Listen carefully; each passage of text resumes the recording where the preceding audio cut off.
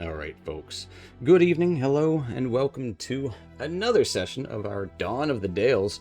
I'm your Dungeon Master, Dungeon Mister, joined by the majority of our wonderful and luxurious players this evening. Hello. What's up? You know what else is luxurious?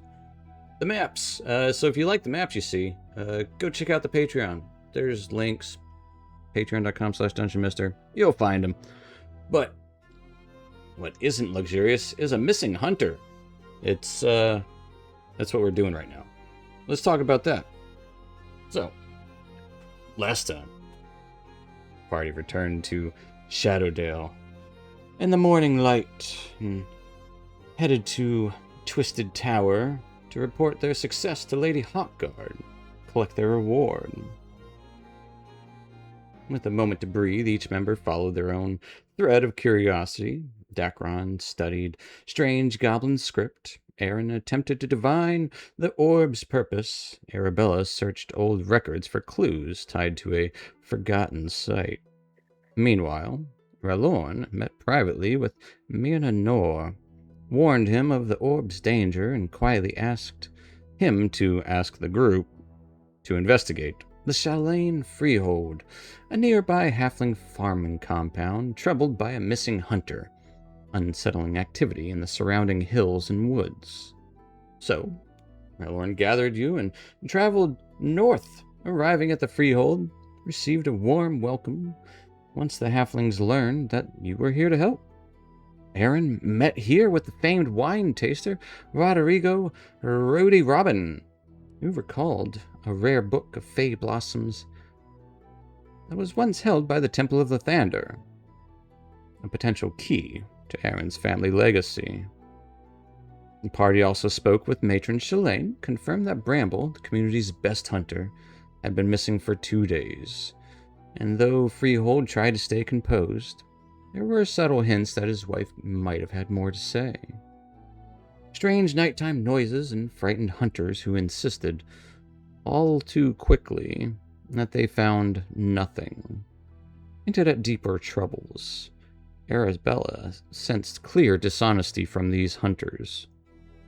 As the afternoon started to wane, Aaron and Dacron met with Marilys Silverdrop, a local priestess who apparently planned to visit a moonlit shrine that very evening. Invited them to join her even, noting that the full moon made this evening particularly auspicious. And, well, it was already dangerous, with things out in the woods. And with several leads in hand and night approaching. Well, not quickly approaching. Night it's coming eventually, folks, so don't worry. It'll be nighttime sometime. The party gathered in the center of Freehold to decide their next steps. It's probably like, I'd say like 3, 4 in the afternoon. Maybe 4. We'll say 4. As you guys get together.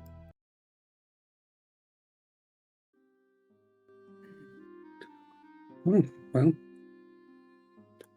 seems there's a lot going on in the forest tonight. You guys found anything interesting?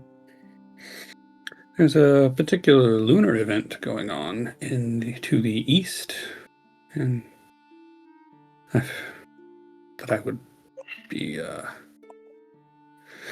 much interested in attending, to be honest, but missing hunter notwithstanding. That happens that apparently the traps are to the east. I don't know that that's a good thing.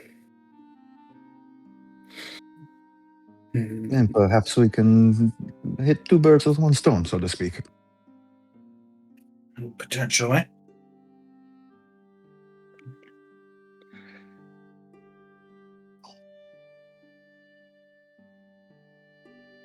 Does this mean we are still waiting until nightfall, or do we get a move on the road now? I mean, the traps are said to be but like half a mile away, if that.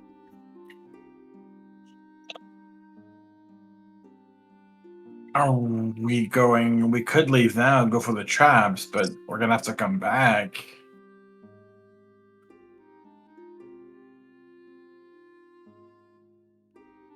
Unless you know where that event is to talk about. It seems to be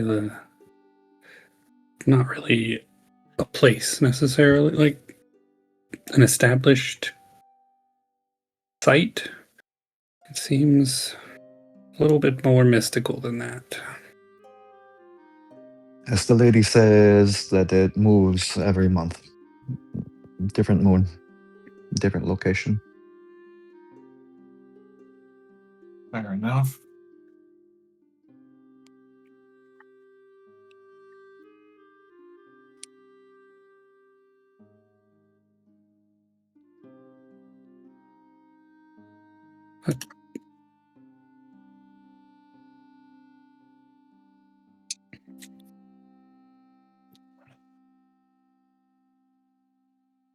It's up to you guys. Currently, you have 3 things to do. One thing would be wait until nightfall. Another thing would be to go look for the traps, see what might be there. Potential third thing would be go speak to the wife. Entirely your call. You could potentially do 2 of those things before nightfall, if you would like.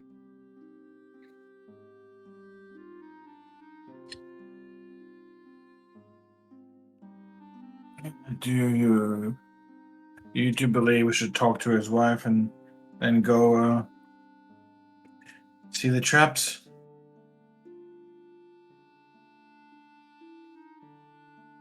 I suppose we can talk to the wife and we can potentially get a little more data from her. Data is always a good thing.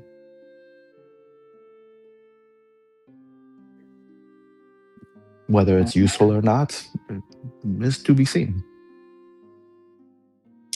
Well, let's go talk to her, try to figure out where she lives, and It was like this house or something. Right there.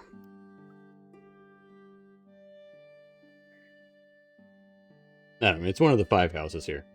They share a bunch of houses.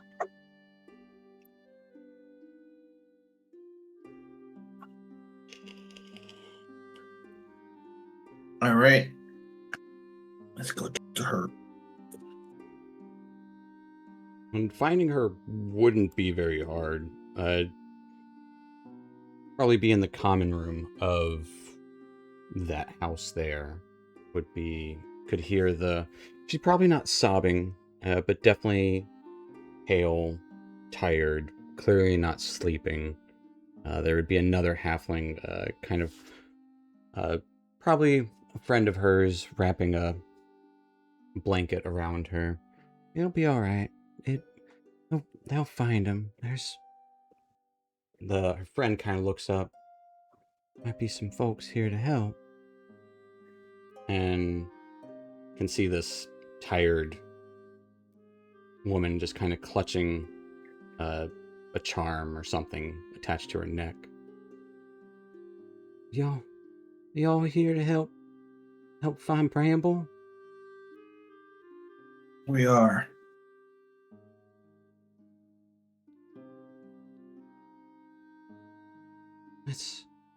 It's awfully kind of you. It's not like him to go missing. He just went out to go check his traps. I mean, he just never came back. Yes, we can make sure to bring his body back so you can mourn him properly. What? We'll bring him alive as Rallo, you can say elbow Aaron a little bit. Aaron goes flying. not that hard, but yeah. No, we'll bring him back. Well, I'd much appreciate it. And it's not like Bramble. He tends to do some field work, escorting and leading people through the hills. There was some occasional rough folks, the rough types. coming through. We don't usually say no to strangers. We're kindly folk. They were looking for a way south, somewhere through the hills. Bramble, kind enough to bring them down. Came back. I don't know who they were, but he was tired, but that's not more than normal. And then next morning, since he'd been gone for a couple of days, went to go check the traps, and then he was just gone.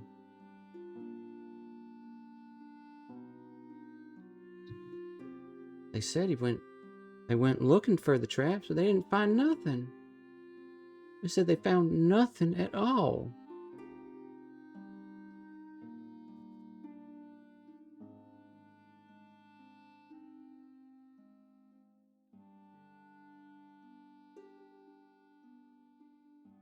Do you know of any safe house or places he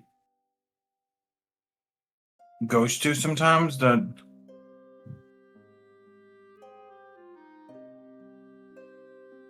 What do you mean goes to? The only safe house is the one right here. Ain't no safer place than Shalane Freehold. I mean, unless he stops by a town or something. Not town's too far away. Shadowdale's but a couple hours from here. how long He is don't he spend nights in the woods. He's got kids to how, tend to. how long is he usually gone on average? Not but a few hours. Usually back by sundown at latest. Honestly, usually back before that to get a snack. He gets awfully peckish.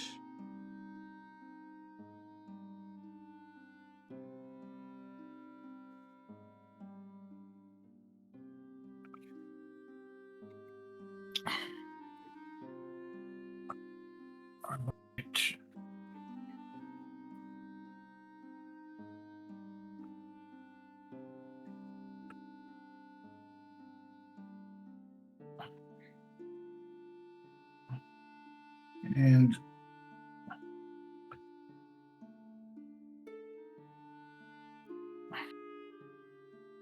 did he say anything? Did he say anything that he saw in the forest recently? No, he said he was just gonna go check on the traps and he'd be back. On account he'd been gone for a few days, he was looking forward to a good late lunch. Traps need to be checked on too. Don't want to leave him for too long. And the noise at night, did they start after he disappeared or before he disappeared? The noises at night. Yes. They started after.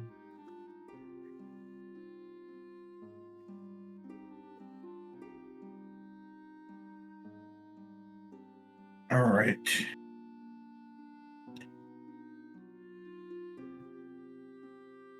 Thank you for all the information you've given us. We're gonna make sure we bring him back. Please, find Bramble. Bring my little thorn back to me. And she'll kind of like hold out a charm that she's got for her necklace. He's wearing one just like this. So I know he's still out there. I feel it. Bring him back to me. We'll make sure we bring him back. You have my word.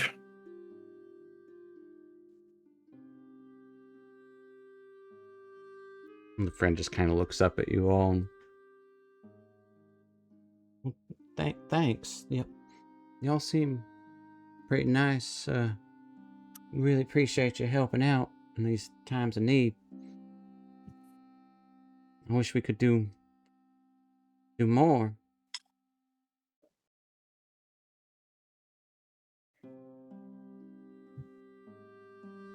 You're doing doing a lot by giving us as much information as you can, and we'll do the hard work. Can I take a look at that charm? Is there anything special about the charm or anything? It would be a pewter acorn broken in half. It's kind of like, those the cheesy half heart necklaces One, broken in half. yeah, one side it says best, and the other side says friends or something like that. Yeah. Yeah.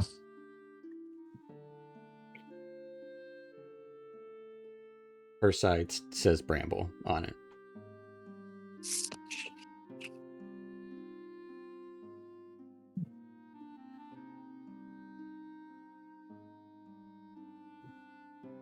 All right. We should be on our way.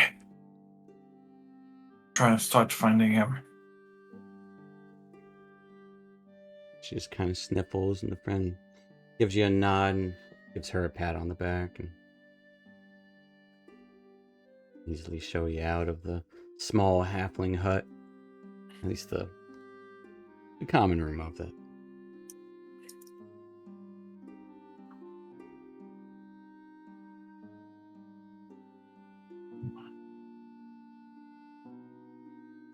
All right, let's go. Let's go out. Let's go find those traps. See if we can get any clue around them.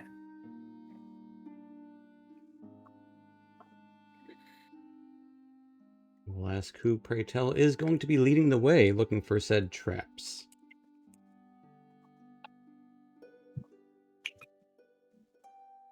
I suppose Ron Lauren, unless someone is a better survival. I do not know my way around the woods. Yeah. No, thank you. Well, Ralorn All right. did speak to the hunters, so they did tell you where it was. But yeah, Ralorn, used to the woods, it's not too hard to follow along the trails here. It's a lot of hunters' trails. You recognize all of the signs of the paths as you lead into these small hills that are filled with trees. It doesn't take long, maybe 30, 40 minutes before you start to see signs of areas where traps would be set for rabbits and other small animals, fowl, and things of that nature.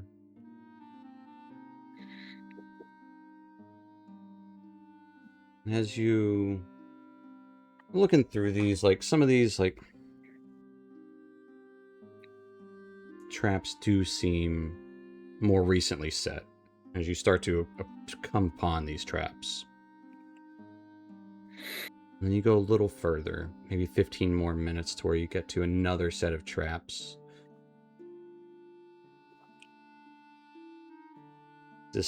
The first thing you notice is the scent of iron as you inhale.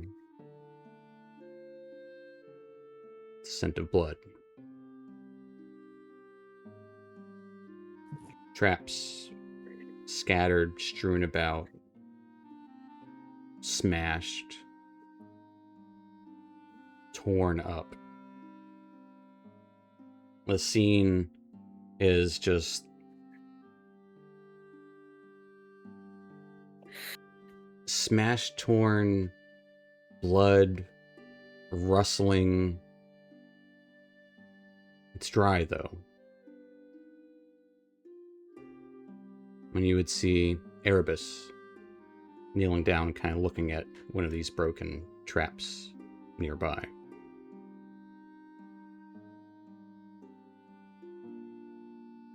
Aaron will cast mage armor as he walks up to all this. Yeah.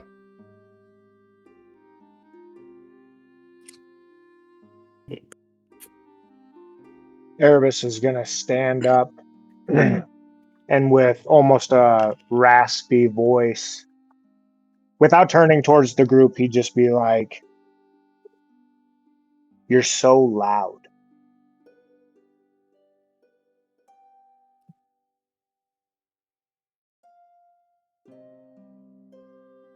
as What I'm do you mean going was so as I'm loud? going for walking up.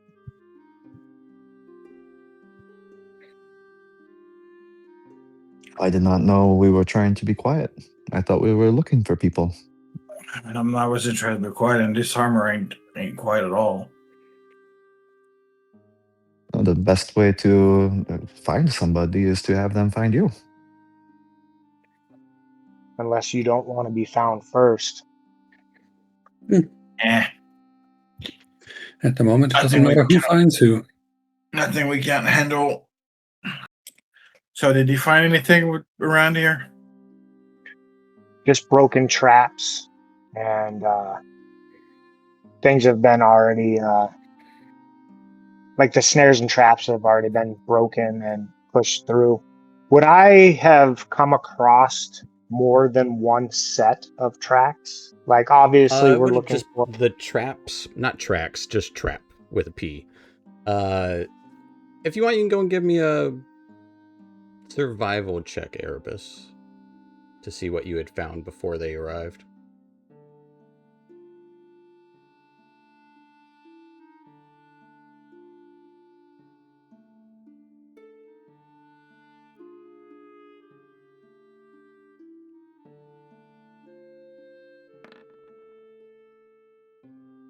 and I rolled a 16.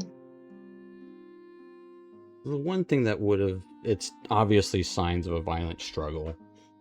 You did notice there were several traps that had been smashed, blood-stained, and even bits of fur. It looks to be rabbit fur and rabbit kind of skin and that had been smashed. But there are also, what strikes you the most is the 16. There's these deep gouges in the trees, in the, and even the ground.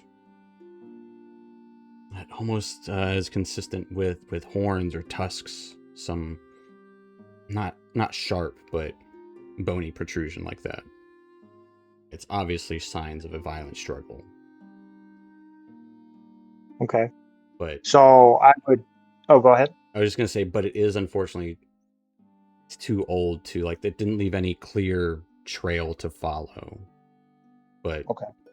very clear. This is a couple days ago, and it was not a pretty sight. Whatever happened here. Okay. So I would turn to the group and just say, I don't think that we want to be found first. I'm not a hunter by any means, but it seems like our friend, this person that we're looking for, did not go willingly. From what I've gathered, there's signs of a struggle. And I don't doubt your abilities, but maybe to see what we're dealing with first would come in handy.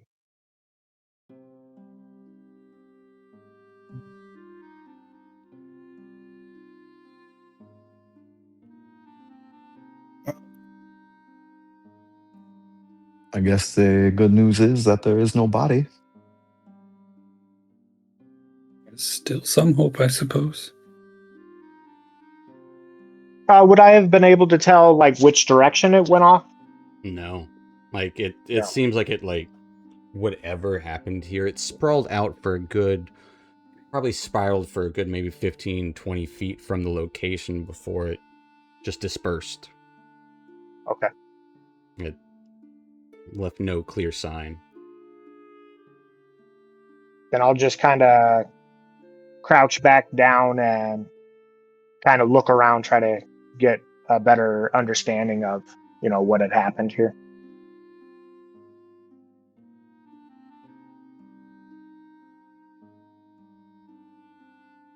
Is Erebus sharing what he found so far? Oh yeah, I thought I said that I told the group, it was a sign of a struggle, and just with everything being smashed and whatnot. Yeah. Mhm.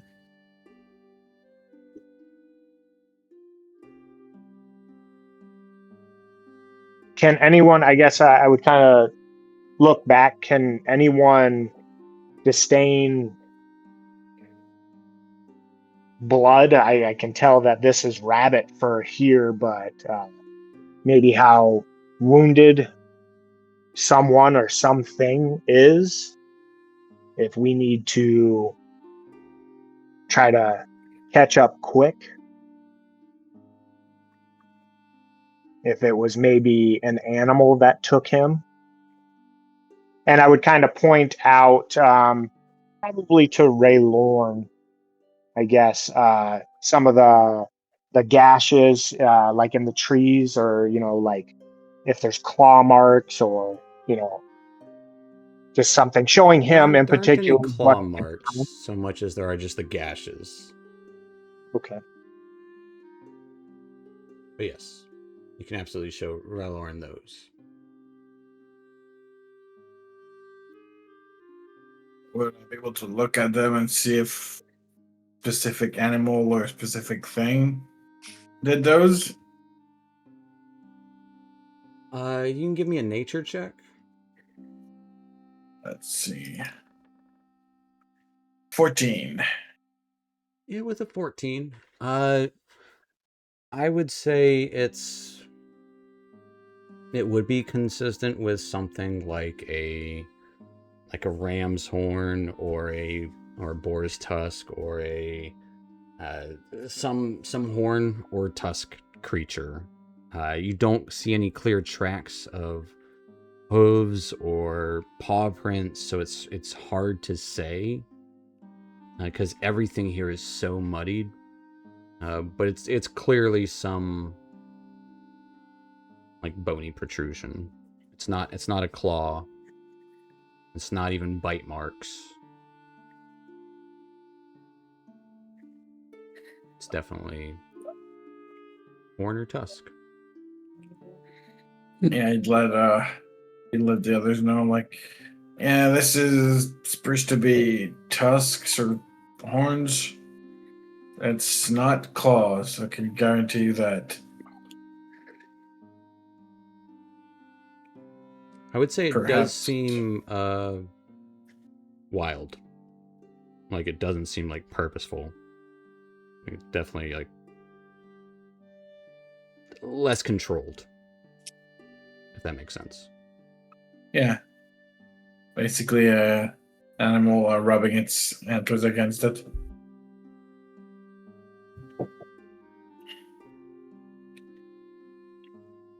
That doesn't help us too much. While Rylorn was doing that, Aaron would take the orb out and hold it in his hand and look into it.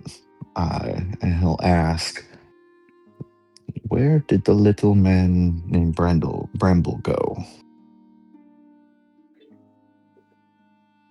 And he'll just look into the orb, see if anything changes or points anywhere.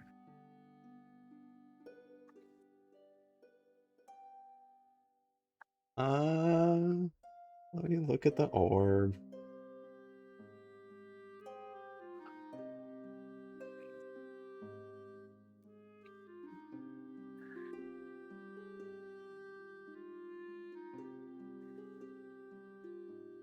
I don't know what this thing does. No, I know. Maybe it will help. No, it doesn't do anything. It just sits there quietly. The dumb orb at this point. It's not doing anything. I'll put the orb in my pouch and write some notes about it in my book.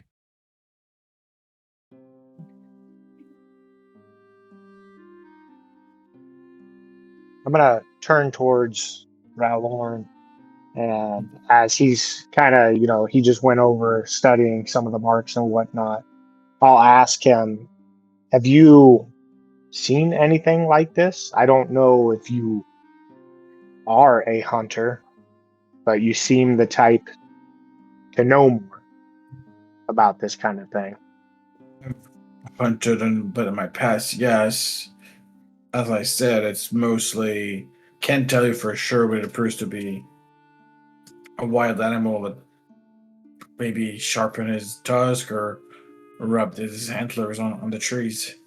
So you don't Can't really think it tell you has much. anything to do with like trying to eat our halfling friend, do you? Anything's possible, but these seem to be.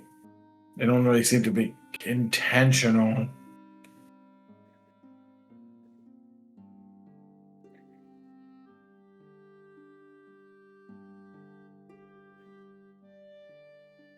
At all, so Are these the only traps that we can check, or are there other traps as well?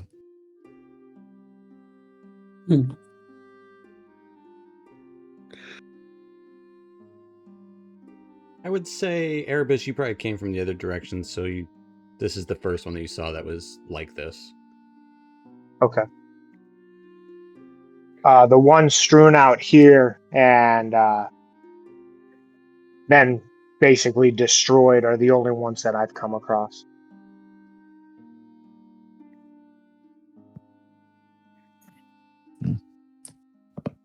And these are not the only traps in the woods, right, Merlorn? There are a couple of spots we can go to. I suppose they told me that there's a few of them. Told me that bramble traps are usually around here where we are, like about half a mile away from the town. There has to be more around. You guys did pass some, like about 15 minutes back. Yeah. We did pass some, so there was quite a few around here.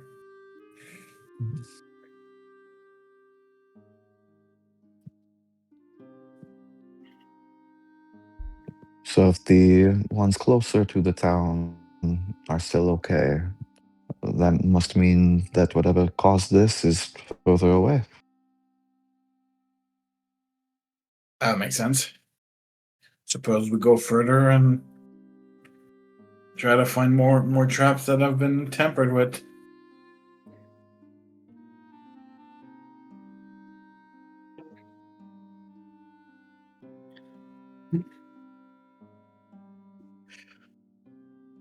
As Rallorn slowly starts to walk in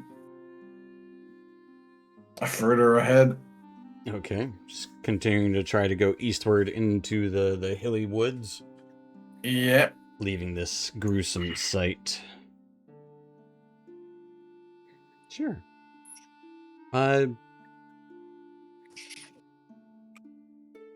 Give me a survival check. As you start to lead. 18. There's honestly no more traps further out. However, with an 18, as you start to go further and further, the sun starts to set. But you would also notice along occasionally there's no rhyme or reason. It's not a true path. And you feel like you've got a keen scent, kind of sight, feel on this vibe as you're going through the woods following this eastward direction. You do see more of those kind of scuffs, rents in the trees. Almost kind of, yeah. And then you would also see like a tree toppled over.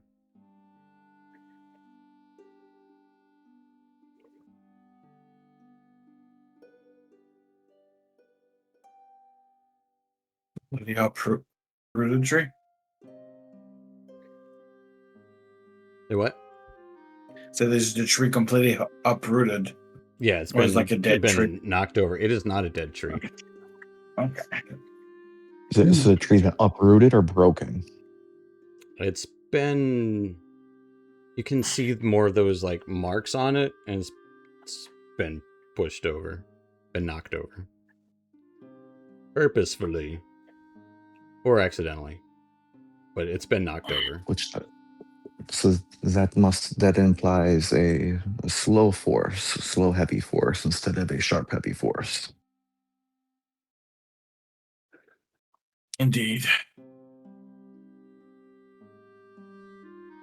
I'm gonna kind of fan out a bit, like without saying a word. I'm obviously not trying to hide this from my group or anything, but kind of like fan out. Like if the group is directly in front looking at the tree, I'd kind of make my way. I don't know, 40 feet to the side, just trying to not be one big target for us. Kind of getting eyes on surrounding areas. Yeah, absolutely. And I would say the area around here is quieter in the woods. Generally means that there's a predator or something around. Those of you knowledgeable about the woods would know this. Of course, it could also just mean that you're around. So,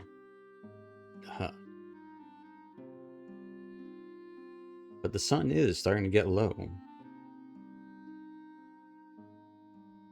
But you don't see any tracks or anything. The vegetation underfoot is too full. There's no too much rock to actually make for good footprints. And even if there were, it would have been washed away by this point, or scuffed away by the wind, or whatever did this. It has some strength to it. So me as Erebus, I'm getting a, as you put, a vibe that this thing, I'm picturing like a moose shedding its antlers with the rubs and whatnot, and it would have a broad, it would have a wide berth to it. Would I be able to gauge any of the tree line to see if there's a broader path that it might have come down? Sure, give me a To the perception check.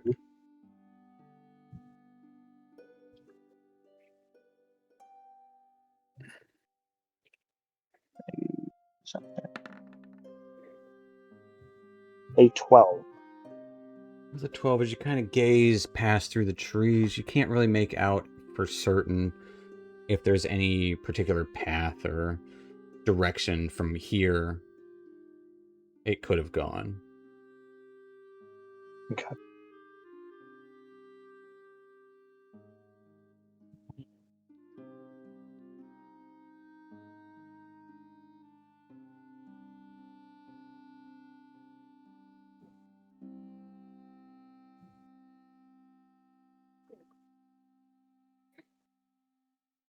Hmm.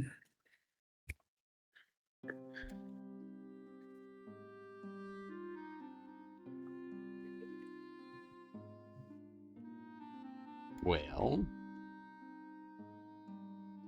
You said the sun was going down? the sun is going down. I did promise to meet her by the gate this evening. Like we said, go back.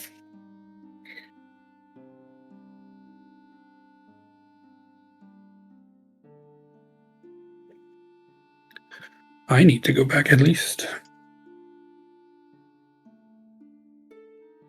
What do you think? Can you find your way back? I mean, we didn't walk that far. Well, you're about maybe a mile back. Yeah.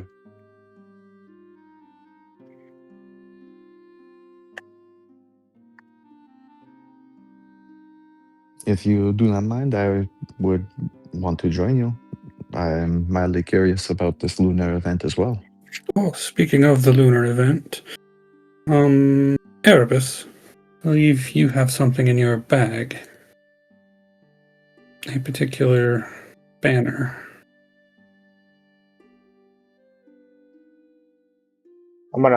I'd kind of look at you a little puzzled. The purple one or Yeah. the moon one?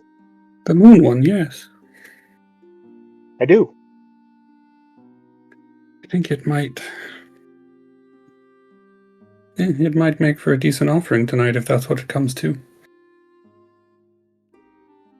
An offering? I have no idea what this event is going to be. Perhaps I might need to appease someone. Selune? I get them backwards. Is that the right one? Mm-hmm. Yes. I do not know what this entails. It's best not go empty-handed. Suppose we should all go back. Well, I have no problem. As I'm pulling this out to give it to him, because I don't really care, I suppose. I'm gonna look at Ray Lauren and be like, we're just gonna give up looking for him. Never said that. Well, you said go back.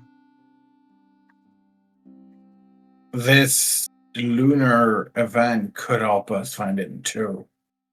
Who knows? We're a bit of a dead end right now. And I told his wife we would bring his body back. Well, we don't know that he's dead. We're gonna bring him back alive. Well, we don't know he's alive too. I can't say that I completely agree with just going back, if I'm being completely honest. But I mean, we're not staying. I'm just meeting no, her. but oh, I'm just meeting her at the gate, and then we will be headed in this direction once again. Yep. So let's head back. Let's get her. We can either all head back or agree to meet if you really don't want to lose your trail. There is no trail.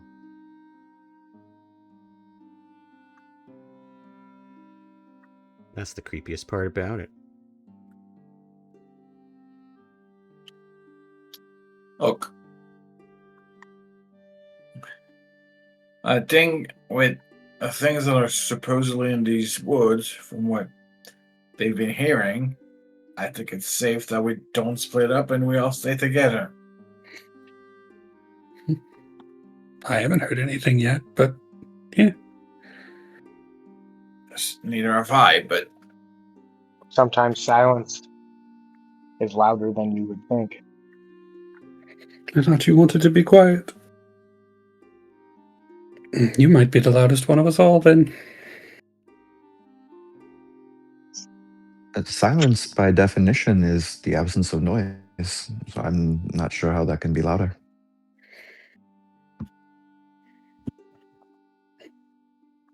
it would depend.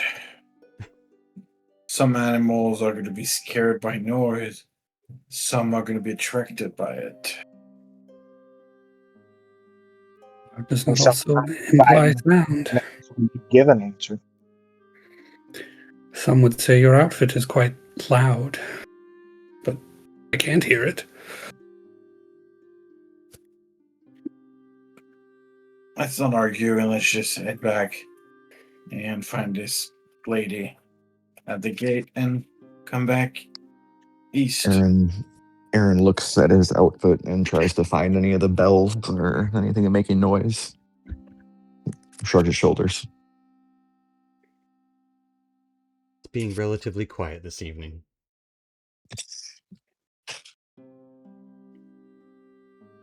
Fair enough. As you decide to head back, the sky turns to purples and oranges. Clouds part, revealing that, that kind of, at sunset you start to see the stars start to twinkle. Lantern lights start to burn in Shalane. And the north gate is still open, although just ever so slightly, as you would see the small form, dressed in the same exact outfit you saw her earlier. That almost nightgown, almost pajamas, almost dress, white robe-like thing. Marilyn Silverdrop with her dark hair. It would be down at this point and just kind of gazing up, not even noticing you approach, or seemingly. Huh. And then eventually she turns towards you as you get close enough. She gives a nice smile. Well, we've got a... Oh. Aren't you a big one? He gets that a lot. Well, she'll see right through you. And she gives a big smile towards Relorn. And then turns towards Erebus. Oh. And you? You here to join as well?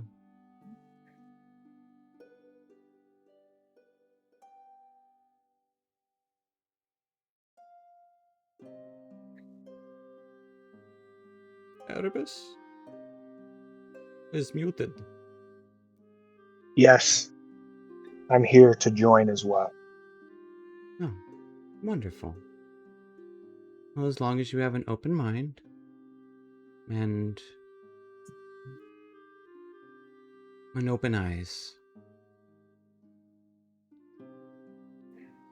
I don't think she could ask for more. Well, if you'll follow me, it's nice to have protectors.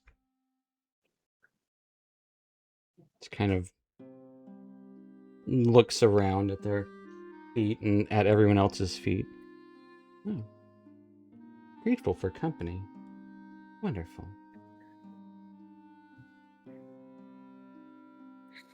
Well, follow me. She just smiles and starts walking, and yeah, she'll idly pick up a stick and use it as a walking stick as she starts marching in kind of like a northeastern direction. More eastern than north. As the sun starts to set fully. And you follow this halfling woman. There's no noise of birds. Might hear the occasional distant hoot of an owl, or the very distant howl of a wolf. And she would occasionally kind of glance behind her at you all, give a nice little smile, and then look up as she's looking for the moon, slowly starting to creep through the canopy, as if she's trying to gauge the placement of the moon. And then she'll kind of look back down at the ground and the trees ahead.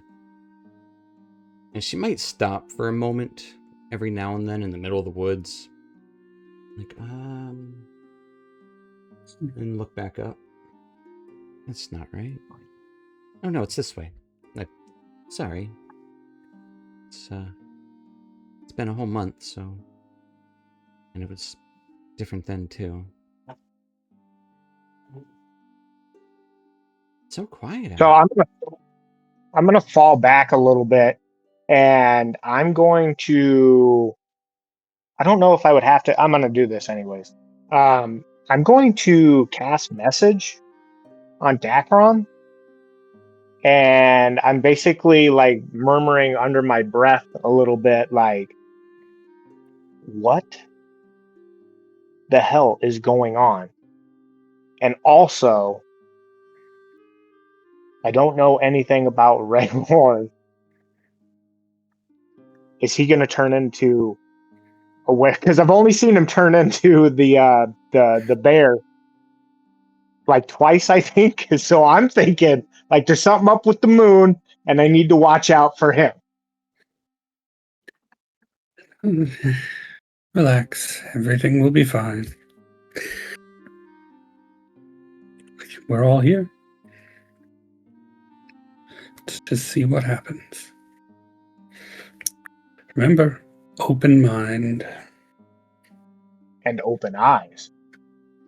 But okay, and with that, I'll kind of just like fix myself up, but I got eyes open. I'm watching. Fair enough.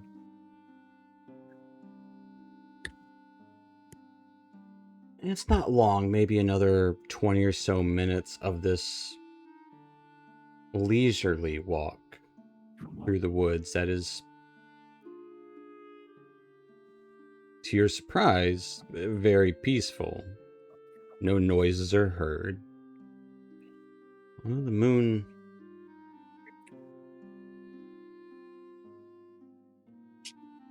does take its time. Eventually she kind of stops.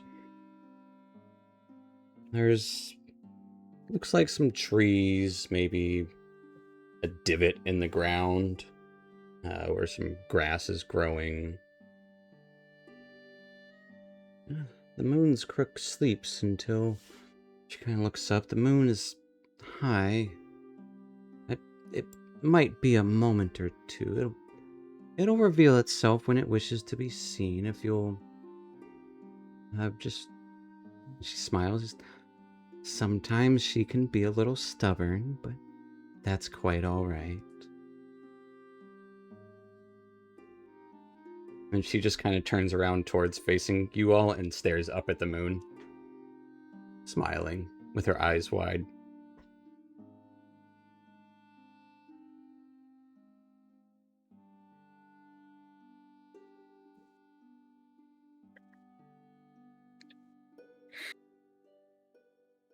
It takes about 2 or so minutes, and she lets out a sigh of relief. And you would all watch. She's not watching herself until it's about halfway through the process, but silver light starts to spill into this space. The shadows shift suddenly. And then slowly, the trunks of 2 trees start to begin to pale, their bark turning moon white. The wood stiffens, hardens. Looks like it takes on the texture of stone. I immediately. I don't want no. I don't want to be involved. What? Or touched. I am backing up. Like I don't want to get touched by whatever is coming out of this. Okay. Ivy along the sides of these 2 trunks starts to kind of glow faintly. This cool moonlight. The 2 trees kind of creak and groan as they bend toward each other. Upper branches meeting in this perfect arc. Under the moonlight, living wood here looks like carved stone. Without the moon, it would be nothing but trees and shadows. Under this light, it's unmistakably a gate. The priestess turns and bows her head. Mm-hmm. The moon's crook, a place of old paths and older memories. She just smiles. And you could also notice there's this, like, that divot is a hardened, like, bowl underneath that arch. Mm-hmm. And she turns towards you, kind of head to the side, looking towards Erebus. Shrugs. Well, if you wish to reflect with me in the right, the moon would welcome any honest hearts and minds. It would be my privilege, my honor. I'd love to. I will walk forward and join her. Yeah, I'll enjoy a joiner. I mean, what's the worst that's gonna happen?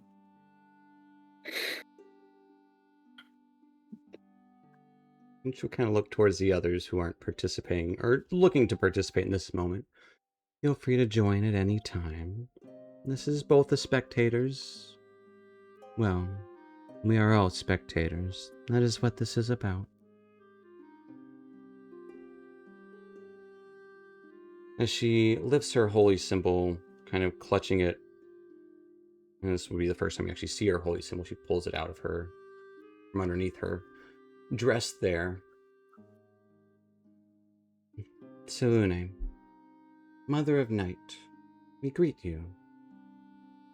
Your light reveals often what is hidden, softens what is harsh, and guides all who are lost in darkness.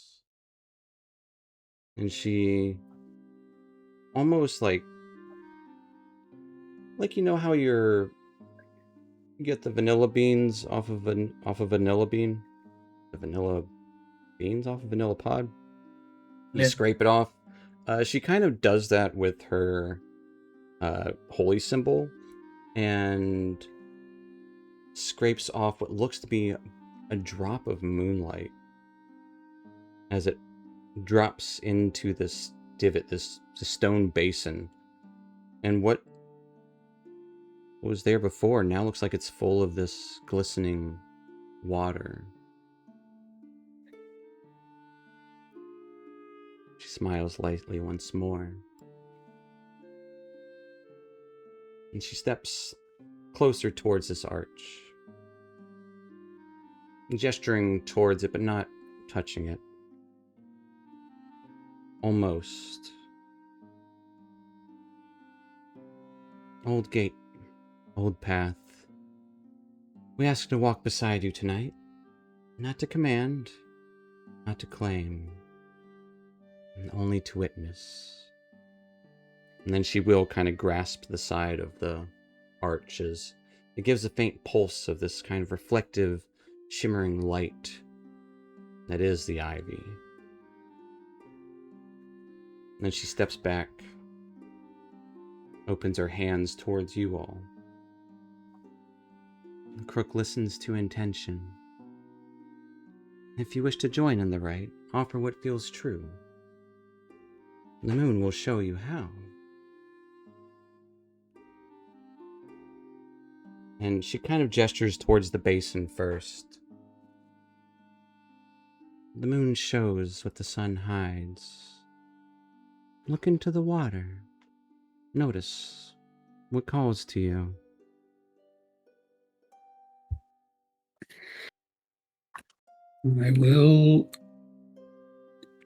Akron won't hesitate, and he will approach the pool basin and peer into the reflection.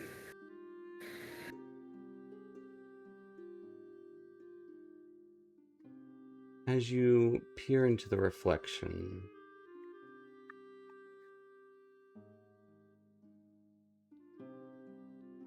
Dakron, I will give you a choice.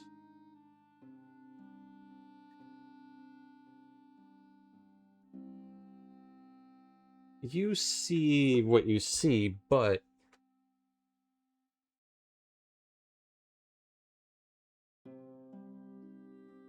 do you speak about what you see, or do you leave it to yourself?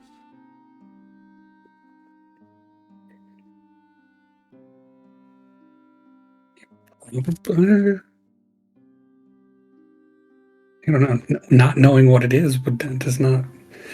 So probably keep it to himself, at least in the moment, I guess. So give me a perception check, if you will. And I will give you advantage on this. Advantage. Perception 5. You briefly see the moon and almost your own reflection as the water ripples and blurs.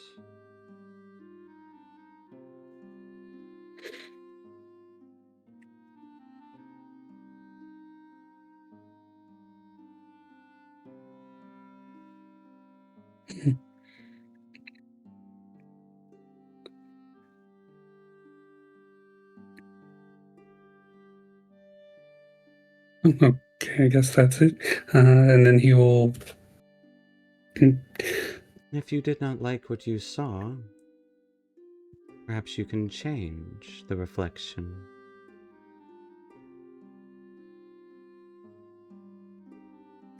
Change the reflection? Do whatever you feel.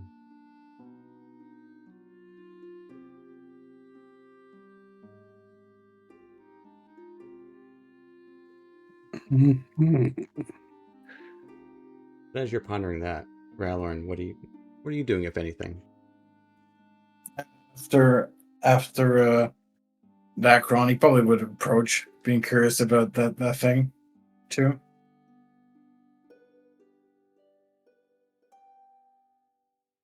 And what is Ralorn's approach to this, looking into this pool? Well, all of his thoughts right now are probably on trying to find Bramble, making sure he's safe to bring him back. Okay.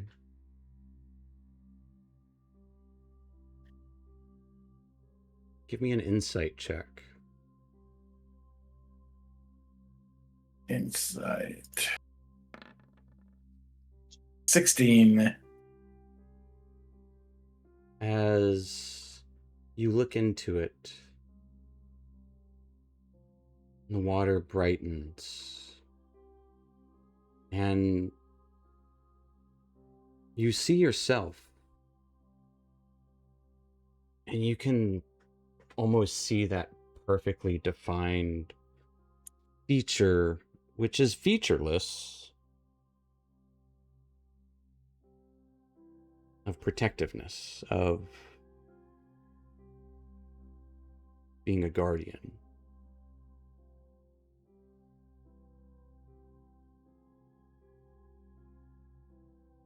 But also being distant.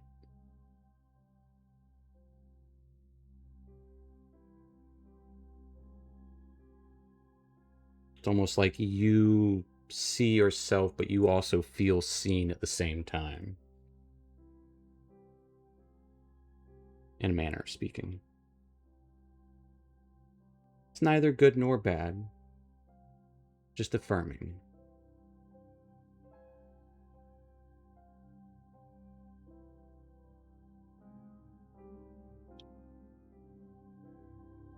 He would just nod to himself and slowly back away, like calmly, not in a way like, what did I see? Just acknowledging to himself what he saw and just backing away. How are Aaron and Well, now I'm Erebus doing? Yeah, go on. now I'm curious. So I step forward, and I have my book written out, and I'm just taking notes of everything that I'm seeing. And I will kind of bend over, book in hand, and look down into the water. So are you trying to determine how the water is behaving? Or are you trying to see the magic within it? Uh, Both, but more. Give me one for now. You might be able to do both. No, that's what I was gonna say. The behavior probably first, Okay. because I don't know if I would even be able to grasp the magic. Yeah. Perchance. Give me an investigation check.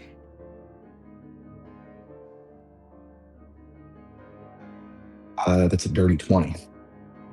With a 20. As Dirty 20. with dirty 20, it's still a 20. Come on. We like them dirty. Yeah. As you look in it, examining how it behaves under the moonlight, this bowl within, you can still see the hardened grass petrified under the moonlight. Sharp details. However, the reflection of the arch beaming down becomes clear, as if almost making a full circle. It's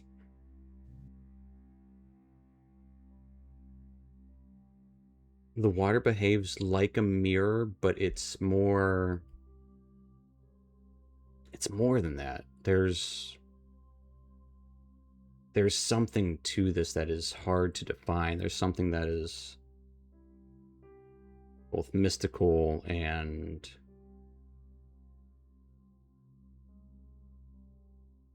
unseen. Has anybody touched the water yet? Nobody's touched the water yet. I'll put my hand toward it, and then I'll look over at what's the lady's name? Marla Silverdrop. Mm, I'll look over at Merla just to see if I'm allowed to touch the water. She just smiles at you. I'll continue and put my hand down into the water and see how that changes the reflection, the ripples, or to see what happens. Sure. Give me an Arcana check.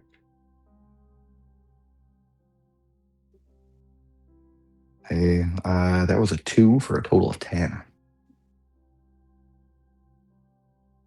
As you dip your finger in it, it ripples, but doesn't change the effect of anything to it. You don't see anything differently. The reflection doesn't change. Just distorts slightly? Just Or does distorts it not even slightly distort? as it would under normal water.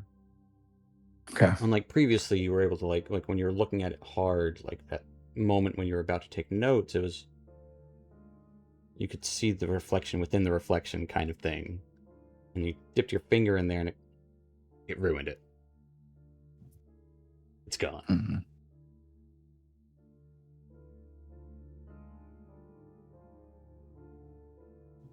I will gather my thoughts and take a step back, stand next to Dakron.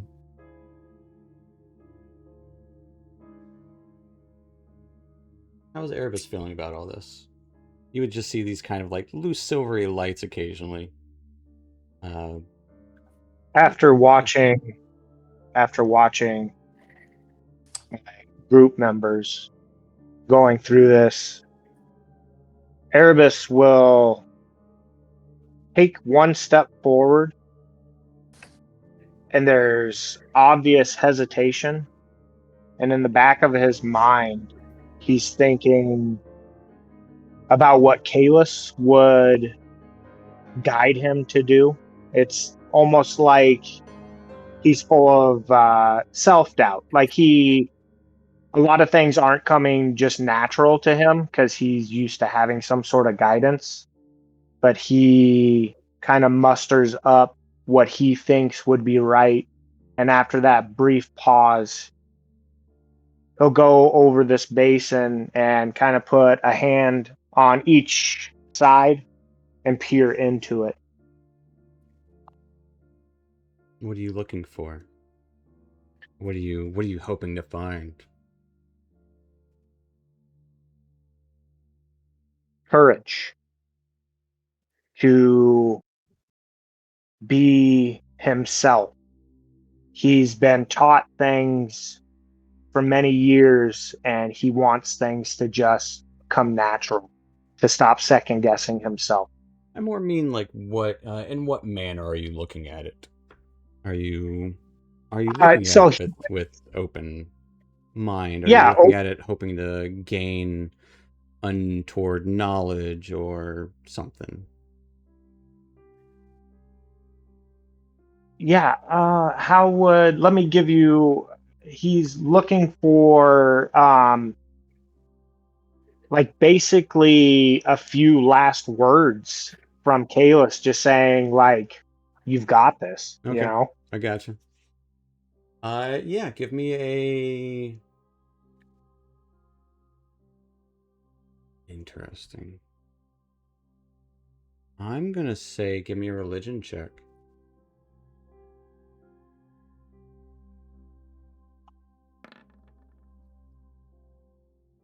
That's a 13. Can Okay. I use my human inspiration to reroll? Do you want to wait to see if you succeed or fail first? Oh yeah, yes I do. The 13 is a success. Okay, yes. As you look within it, you don't get words. You see yourself. At first, it's just plainly, but you see that arch behind you in the reflection, and it's glowing almost like a halo, inviting.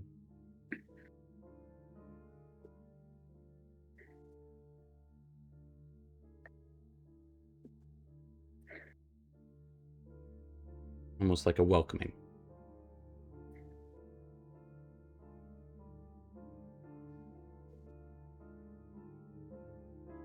I think after feeling that, I would get up and walk towards her and the gate, and I would just look over at her and just say, I'm ready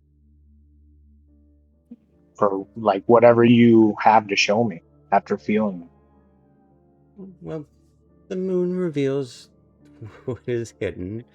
She smiles at that, and she'll step towards the arch and press against it, and she won't disturb the ivy, but she'll say sometimes it needs a little help. Light, sound, perhaps intention.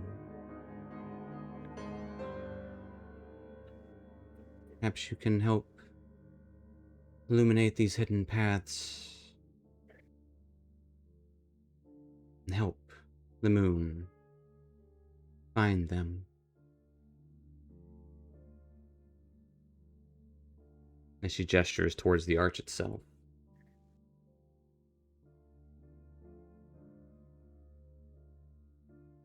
So I turn back towards the group and be like, we need to help. We need to help this. I don't feel like I can do it alone.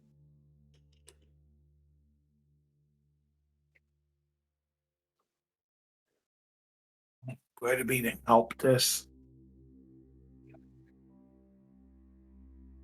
I'm sorry, I didn't hear you. I said, what do you mean help this?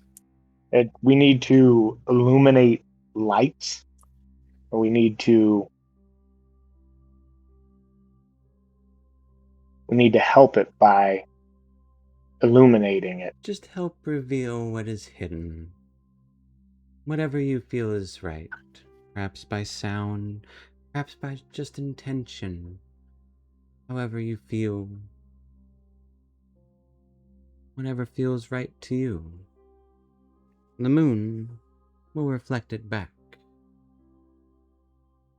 She sees it.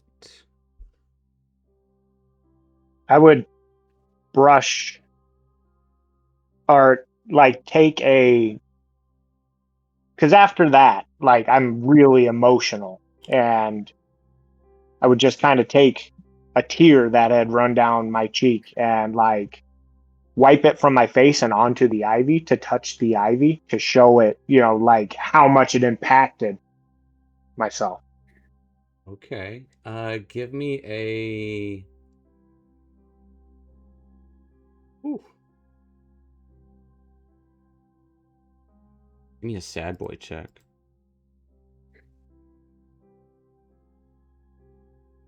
What would that be? Let's say...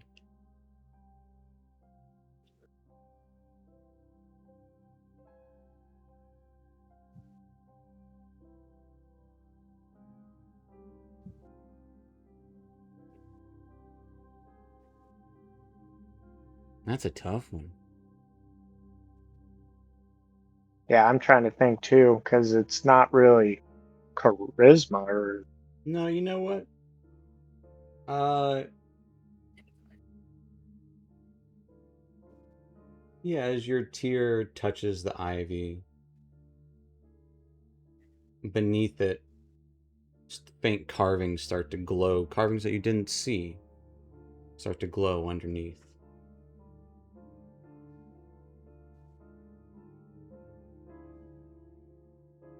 Not everything needs a roll.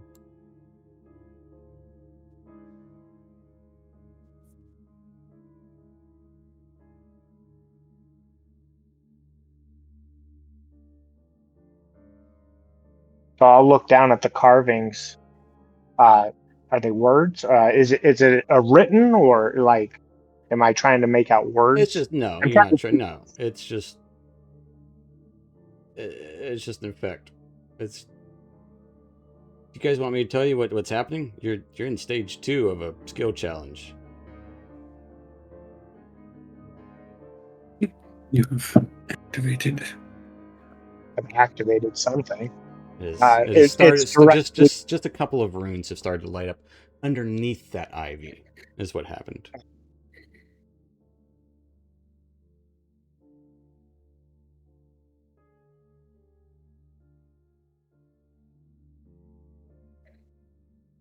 I don't know what to do, guys.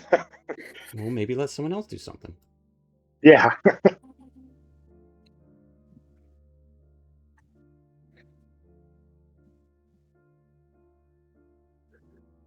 Anyone? To think. What would your character do in this moment? What do they want to do to help? How can they help the moon reveal what is hidden?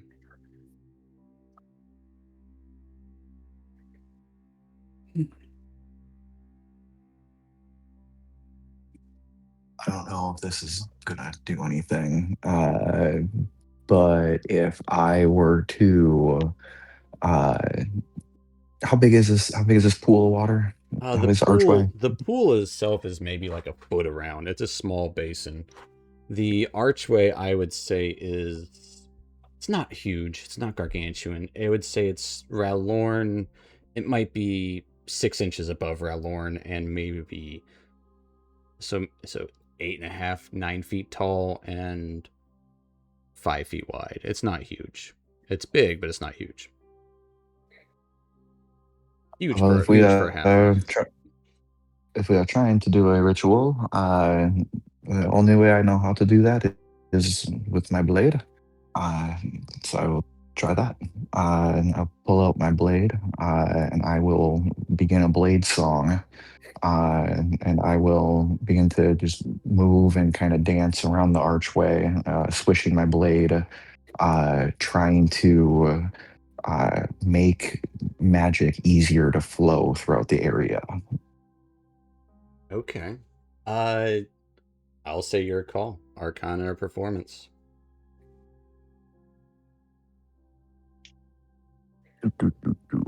Probably Arcana. Or actually, no, because you're. Well, you get performance with Blade Song, right? That's the whole thing. I am not proficient in performance. Interesting. Or is it acrobatics? Yeah, we'll say I think acrobatics it was or acrobatics Arcana. Your call.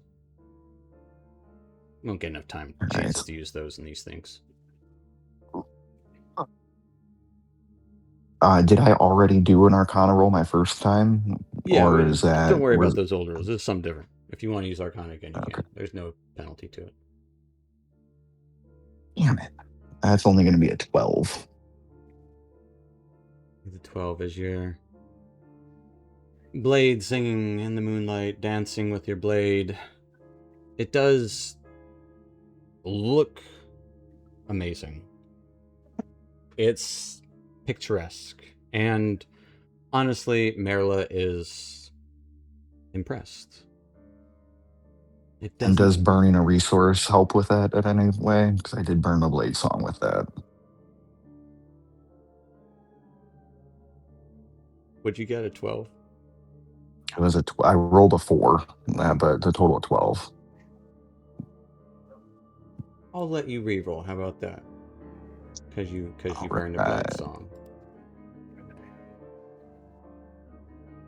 You twisted my arm.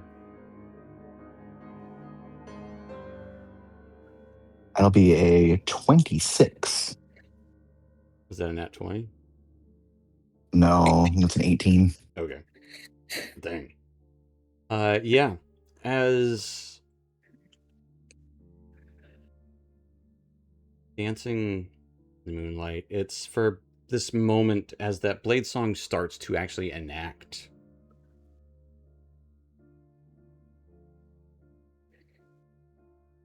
I'm trying For to. a I'm moment, putting interference. your own Yeah. blade lights up with moonlight, almost directing, and the ivy starts to almost kind of imitate and flow in that same kind of pattern, revealing these kind of crescent motifs appearing underneath the archway.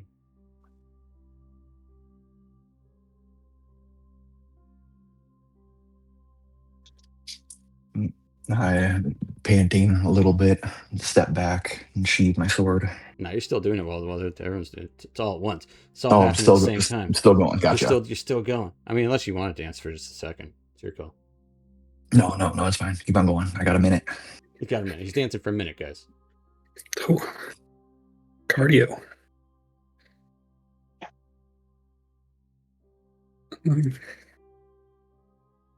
Hmm.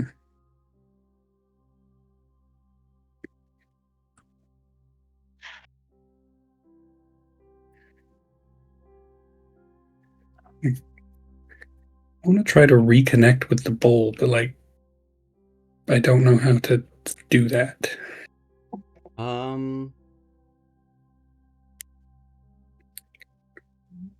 Dacron, I'm going to ask you a question. Sure. It's going to be deeply personal. What What do you paint with? do you mean? Like What the does brush? what does Dacron paint with? Or under? In the moon. But I don't like. I get what I want to do. I just don't know how I'm supposed to do it. What do you want? What do you want to do? And then we'll Like, do it. I just kind of want to I want to open myself up to the connect with the bowl's magic, but there's not I can't inspire myself. I can't do that. I can't I can't inspire the bowl. I can't really use my magic on the inanimate object.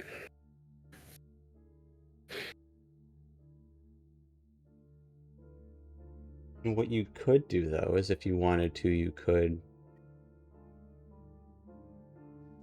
perhaps use the water from the bowl to use that to paint on the arch. Oh. Perhaps.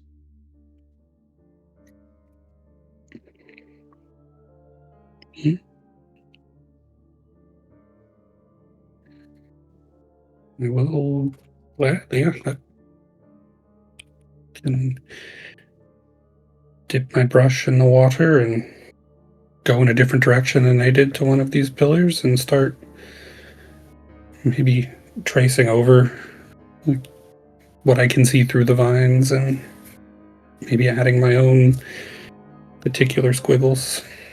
Okay. Adding your own flair to it. Yeah, give me a performance check. And you do have advantage on this one. Ooh, there we go. 24. With a 24. These... Dacron, how would you describe your style of painting? It's very, I don't want to say relaxed, but it kind of looks effortless because he tends to not even be aware. It's just a nice flow state. Yeah. He's just letting it guide whatever he needs to do. Doesn't even appear to be making conscious decisions, just kind of letting it decide what happens. So as you take this brush, dip it in the water, glistens under the moonlight, and it starts to paint along the archway. It takes on a different form than the other motifs. It's still moon and crescent and rune-like, but it has this. It's clearly been like painted on, but it feels like it's always been there. But it's clearly from your brushstrokes.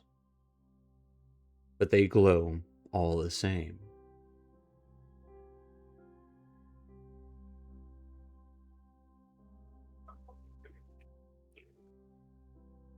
Would Rylorn like to do anything? Yeah, he would take the great axe out, and he would get a bit ahead of everyone in the middle, and basically take like a guardian pose, like those old suit of armor that just holds the great sword up in his hands in front of him. So he's striking a pose. Basically, like he's just like, because with what he saw, he's making himself like a guardian, and Okay. thinking Give me an of intimidation check. Yeah, I gotcha. I get what you're doing. Yeah. Kind of almost like using that reflection that you saw, and yeah. maybe using that reflection, maybe even your armor, kind of help glisten that light to protect and ward. I gotcha. Intimidation check 12. With a 12. As you're there under the moonlight, there's this sense of there is a sense of duty, but the arch doesn't react.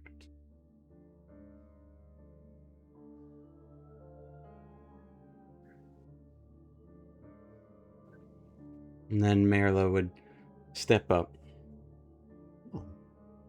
Well, selune does not ask for sacrifice, but for sincerity.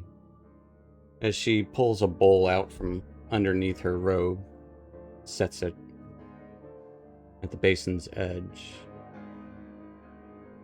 and it's already full of moon water. Offer what you feel is true. Your art, your voice, your fear, your hopes. Anything, as long as it is true. The moon listens.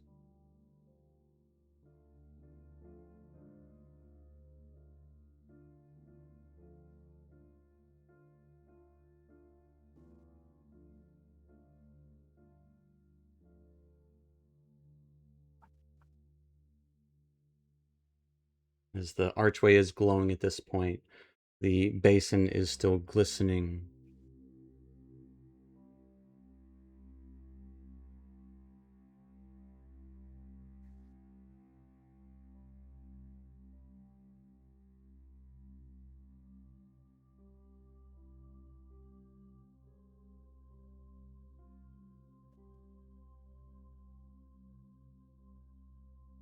What do you offer?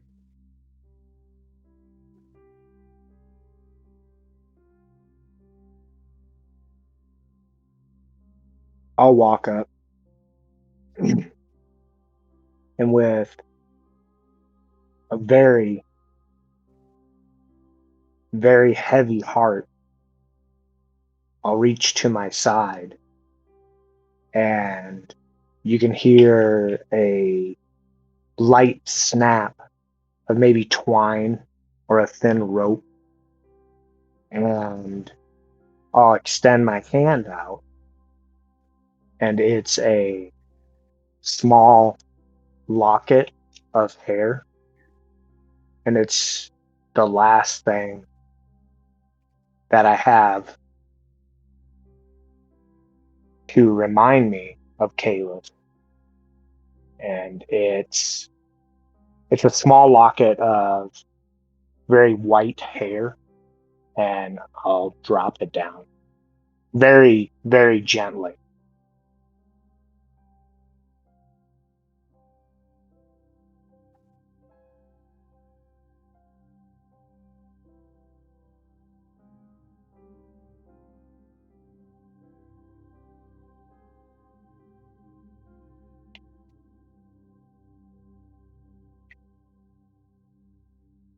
Marilla will look to you.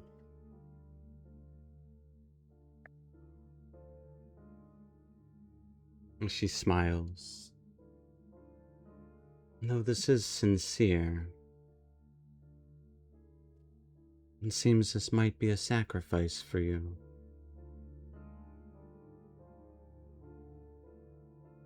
I'll meet her eyes, and with tears in mine, I'd say to her, this is the last thing. This is the last possession I own that would remind me of the person that is closest to me, to my heart. Then by all means keep it. Offer only what feels true. This Only does feel, and what you it can feels afford. Don't offer it. belongings. It feels like me doing this will push me past a point from the reflections that I see and the memories that I have of her will always stay with me.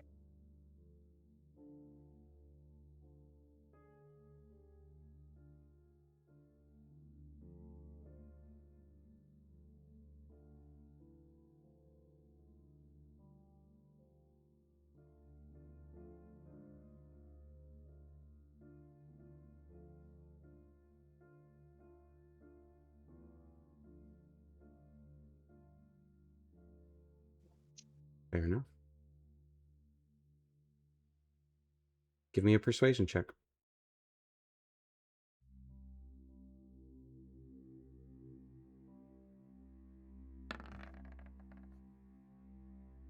A 13.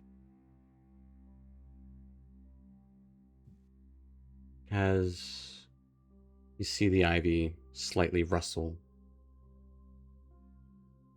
as if creating a wind, the hair blows away.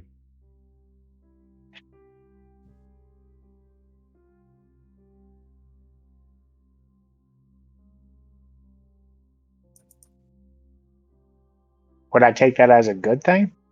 Because the ivy's moving.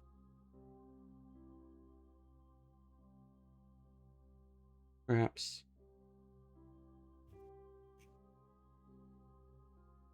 Yeah, it's a good thing. Okay. It was more about the speaking part of the intentions than the hair itself. Right. And that's kind of what I felt too, but it's about growth.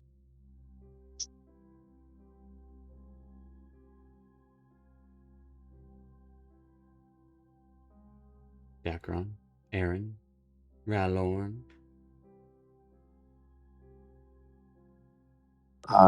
Hearing what she said about sincerity, Aaron takes a step back.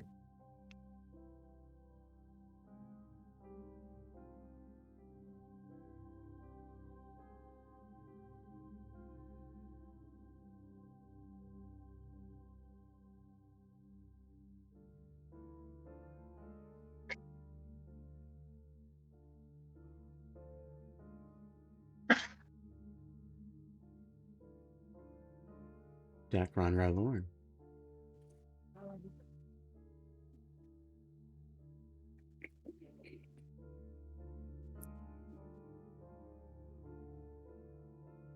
She said something about fear, or so. There's one thing that would come to mind to Ralorn.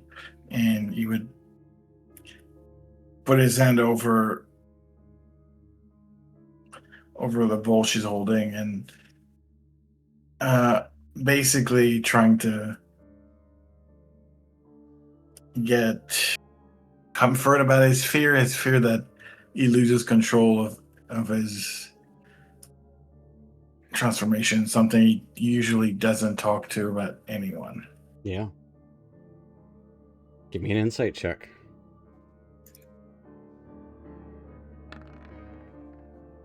$16.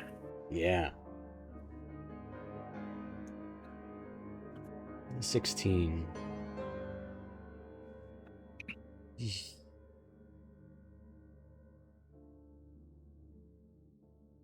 You get the feeling, as you're reflecting on this fear of transformation, that's not your fear, that's other people's fear reflected onto you. You are what you are. The blood is in you.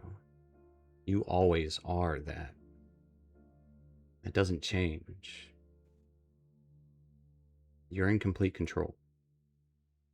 Even now, under the light of the full moon, you're in control. Yes, you do feel, I would say there is a calming effect, if anything, under the full moon for you. And it's a reassuring feeling. As you put your hand on this bowl that she has placed down next to the basin, it glows this pale bluish white coloration, and you just feel this cool, affirming sensation.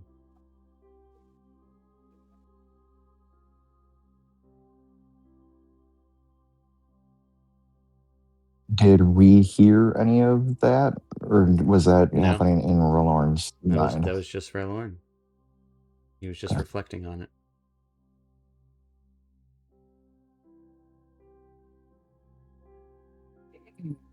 Well, if we didn't hear it then Aaron is still a coward.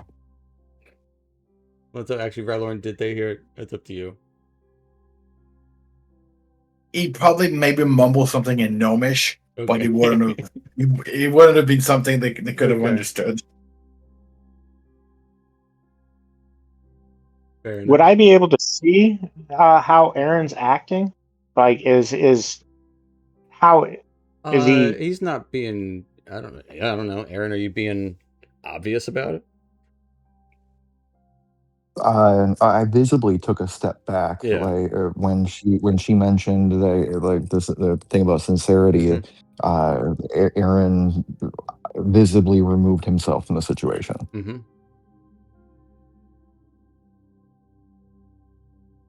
So I think with everything that's going on and noticing that he wants to withdraw from the situation, I'm going to walk up to Aaron slowly, but very openly, and kind of like put my hand on his shoulder, like reassuringly, and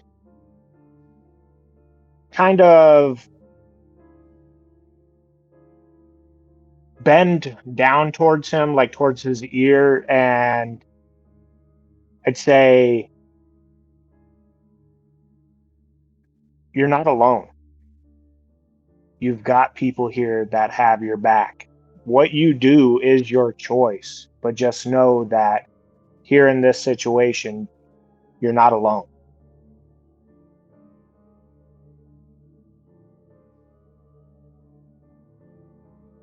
And I'll kind of remove myself from them and just like, whatever you choose to do is your own choice, as I kind of like walk away from it.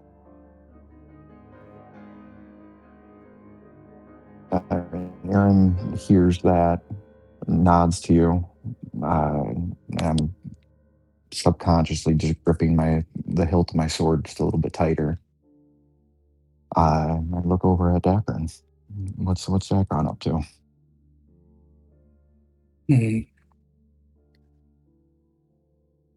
Let's see. What do I do?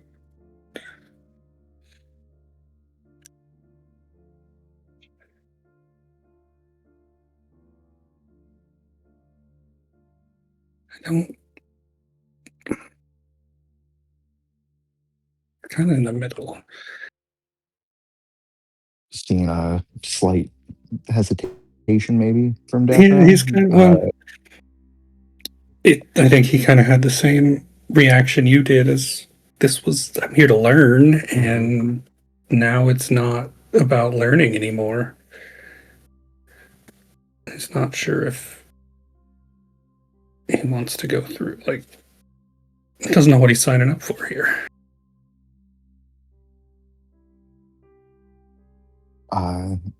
In the spirit of reflections and sincerity, and just being kind of moved a little bit by the moment, and with Erebus speaking into my ear, I stepped forward in this much the same manner as Verlorn, reach out towards the bowl, and then in my head, I'm feeling scared of being sincere, because if I am sincere and I fail, what does that say about me? What does that say about who I am if I do fail when I try my hardest? And I reflect a little bit about that. And I think that I'm still afraid of that. But hearing and knowing that I have people around me, let go of it a little bit.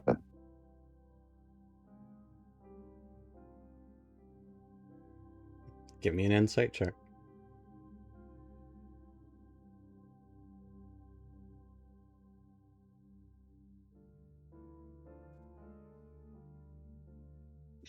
It's 7.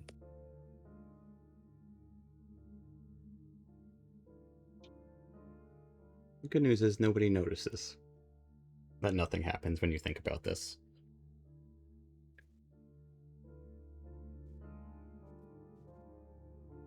I try not to take the failure to heart. It's not And I necessarily a step back. failure. It's more of that perhaps maybe your fears aren't as great as you think they are. Perhaps maybe you already know the answer. And that's enough.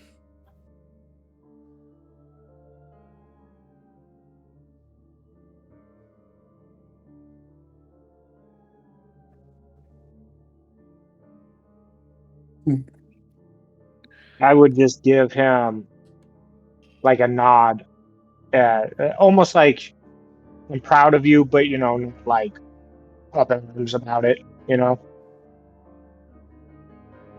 Uh, all he did was like step forward and look Yeah, at but it, I could right? tell he was hesitant about even doing so. Fair So enough. it was just, good job.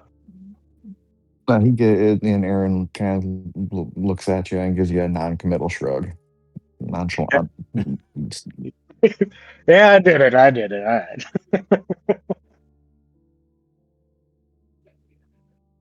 All right. I have a through line, but I have some. All right. Doing all of this, Dacron's always known his connection to the moon. Mm-hmm. But does this feel familiar? Like it is is it the same, or is this like how? Both. Okay, so this is like this does feel. Yep, I would say so. If this okay, then in that case, he will approach the bowl with all of the curiosity and questions he's had. He's been seeking something similar to this through knowledge and whatnot, and kind of present an emptiness to like a willingness to learn. Like kind of he's always been the smart, well, not necessarily like the smartest guy, but he likes to be known as the one who knows. And this is a vulnerable opportunity for him that he doesn't really know what's going on. He's just opening himself up to... This feels familiar, so I guess some of his fears of whether or not he was opening himself up to the wrong thing has been a little bit alleviated. I didn't say it was the right thing yet. Well, no, but it didn't feel like something completely different. Fair enough. Yeah, I would say for... Yeah, so he just kind of kneels down and... What is he doing? He will kind of use his paint rag and clean his brush a little bit, and then dip it in this new bowl of water, and kind of like he was symbolically wiping his magic off and opening himself up to something else. Okay.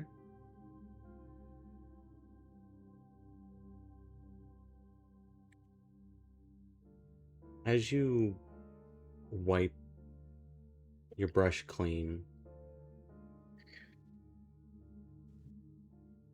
the clearing here falls utterly silent. The moonlight sharpens. The arch's wood gleams like polished stone, like marble almost. A faint presence almost brushes up against your awareness. Oddly enough, much like yourselves, it's curious. However, you can feel there's this gentleness about it. This something ancient.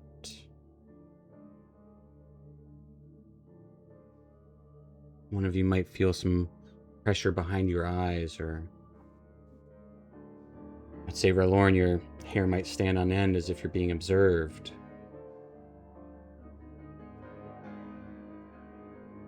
Aaron, you might feel the warmth of the moonlight on your skin, similar to sunlight, but this is moonlight. You would all you would all hear, not a sound,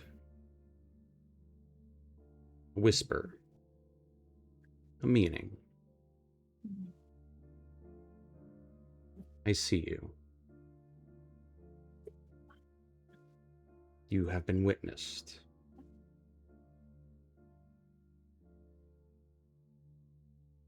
And in this moment, Dacron, you see quick flashes in your mind. It all happens in a brief second. It's all almost like a painting. Other arches, not necessarily like this one, but like in your paintings. Not just one. Half buried in roots, standing in ruins, standing atop a tower. One looks to be reflected in water. All along, there's this faint path connecting them, like an arrow or perhaps a brushstroke of moonlight. It quickly fades. It's just a brief moment.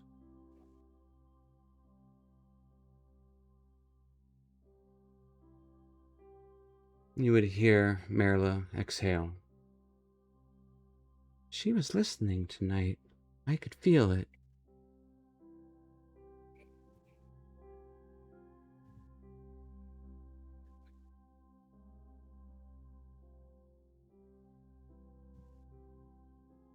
Is that the entire ritual? Oh. Were you expecting something else? It's just a small rite to the moon. Nothing more. I think it went well. I suppose I didn't know what to expect. This was refreshing.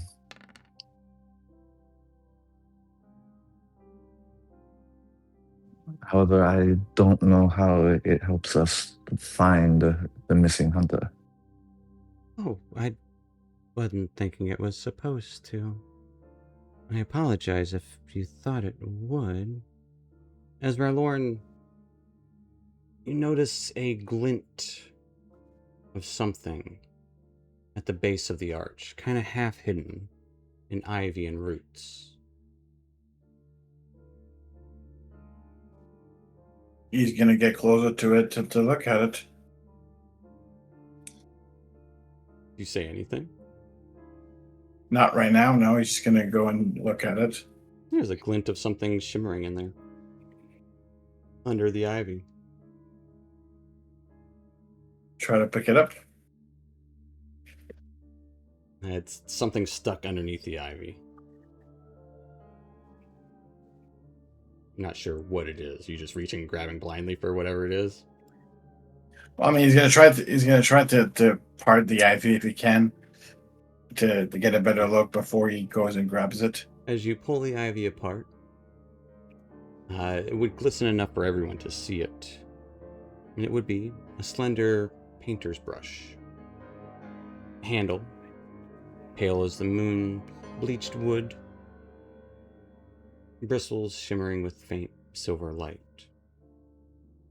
Just laying there underneath the ivy. Macron believes that could be something you can use. That wasn't there before. Dacron, I think you dropped something. I think tonight she was more than just listening.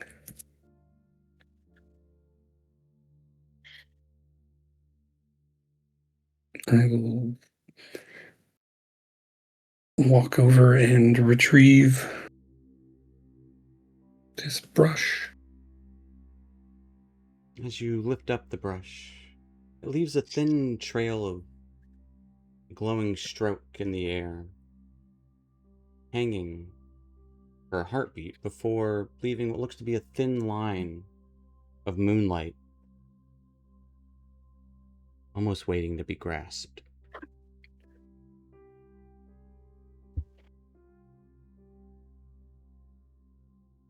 And I will attempt to pull it, hold it, pick it up. As you grasp this moonlight, it solidifies into a shimmering, glistening, and glowing rapier, the symbol of the moon at the end of it.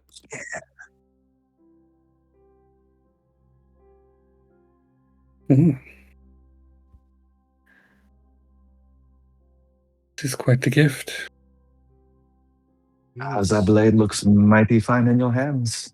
Doesn't give lightly. If that appeared tonight, it must have mean it was meant for... Well... more than heard indeed.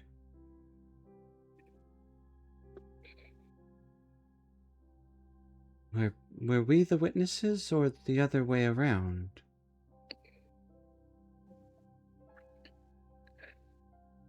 It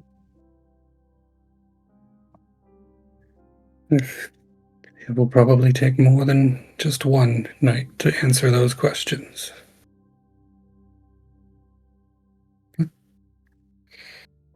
Whatever this was, it is just the beginning.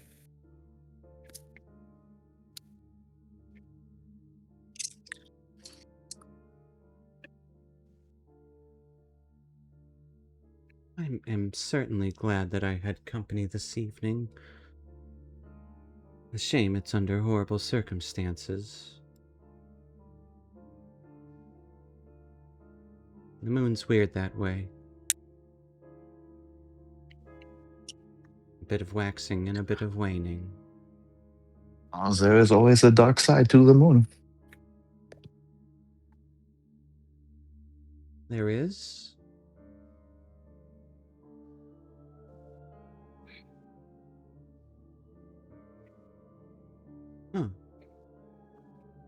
thought it was just being reborn. She kind of thinks about it for a moment. You've given me much to think about. We should probably be back. Don't want to linger out too late.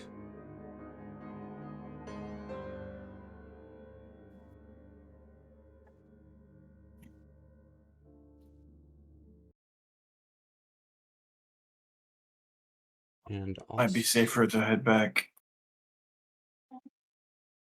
Sweet. yes, that would be good. I've seen more than my share this evening.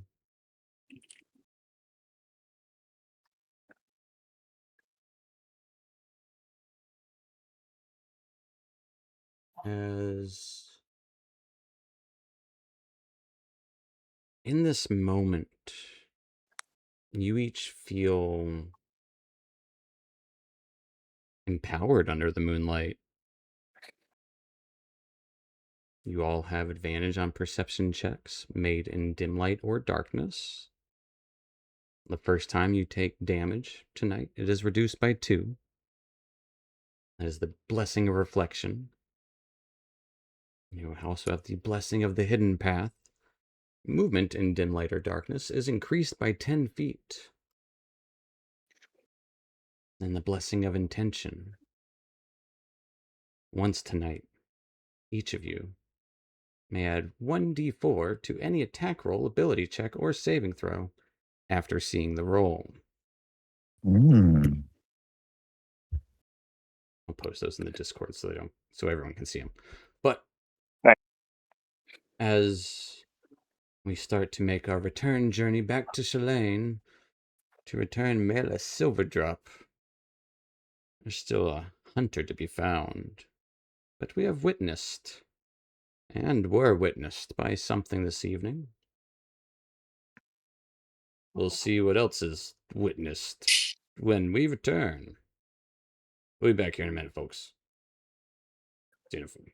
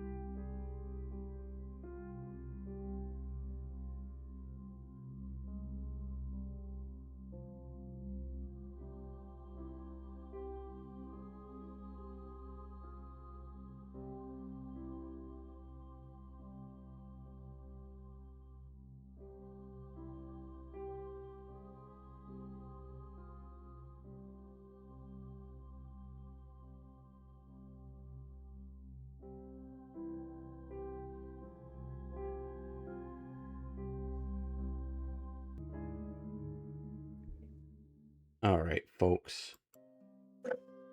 Last we left off, our troop accompanied a priestess out to the woods for the night for a little bit of a moonlight rite. Some prayers, or a short ritual to selune, or selune, the moon. Ending with some fortuitous happenstances, some boons for the evenings, and information gained about each other, about yourselves, and perhaps about the future.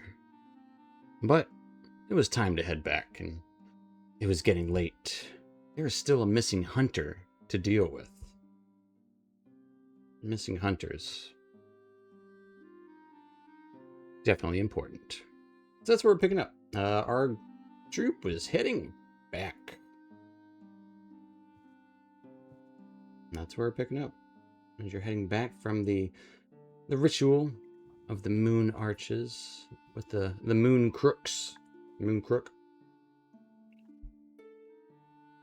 On the way back, Carla would definitely try to listen for those sounds that the halfling have been talking about. Yeah. Give me a perception check as you're keeping an ear out. What's everyone else doing as you walk back? 13. All right.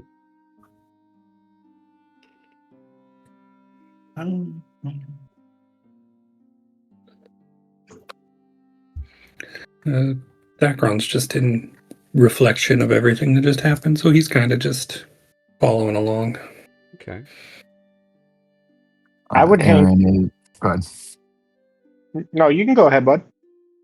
I talk a lot. Aaron is just walking with everybody, rapier in hand, swinging it around, trying to get the feel of it, shedding some light for everybody. It is bright. I'm gonna kind of keep pace with Aaron and basically talking to him about it takes a lot of strength and a lot of courage just to put one foot forward, and you showed that tonight. You should be proud of yourself.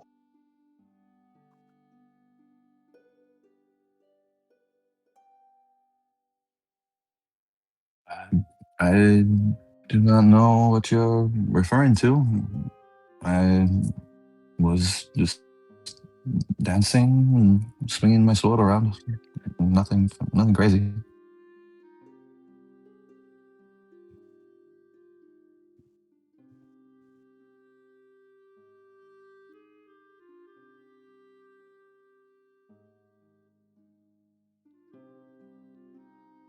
That hair that you dropped into the water, is that someone close? Someone important to you? It was someone very near and dear to me. Someone that I considered not just a mentor, but as close to a parent as one could have. So not a sexual partner. No. Uh, No, a mentor, someone that has guided me and taught me everything that I know.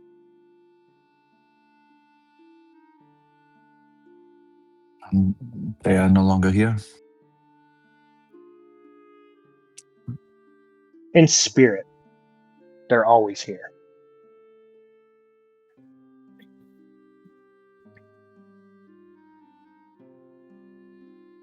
It is a good way to look at it. It's been very tough not knowing what to do when you've been guided your whole life and applying teachings is a lot easier when that person is telling you what you should be doing.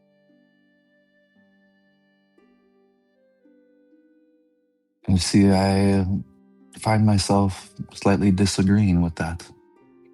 How so? Because if you are told what to do, then you just do it and you are repeating motions.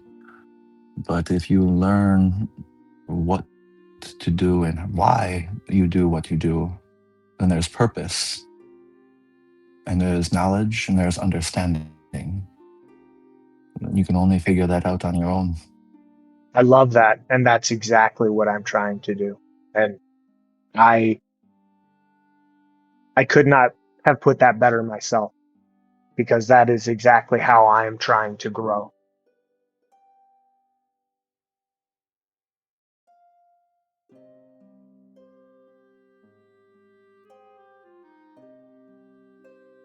And I'll just kind of pause with that. As And before you even get a chance to, okay, Ralorn, you would hear this screeching cry in the distance, followed by a loud crashing brush.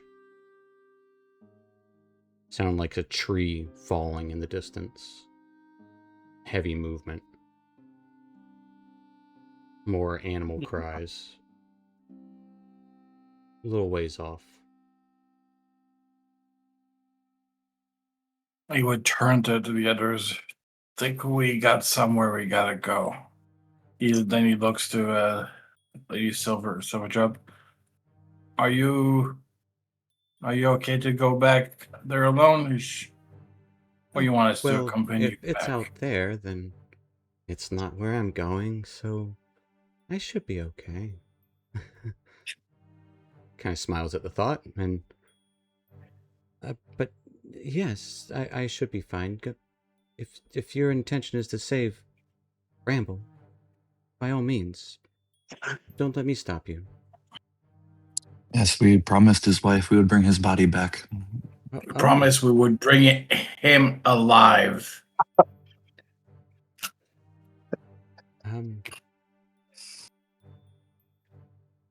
Don't make promises you can't keep.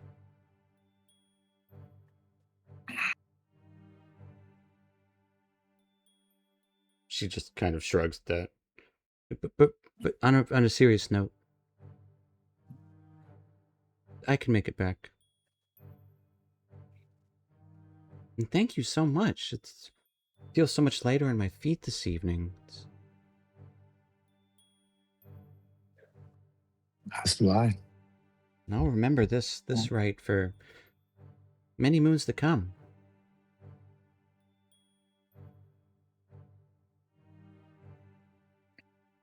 May Selune guide you on your way back. Oh. She nods, and you as well.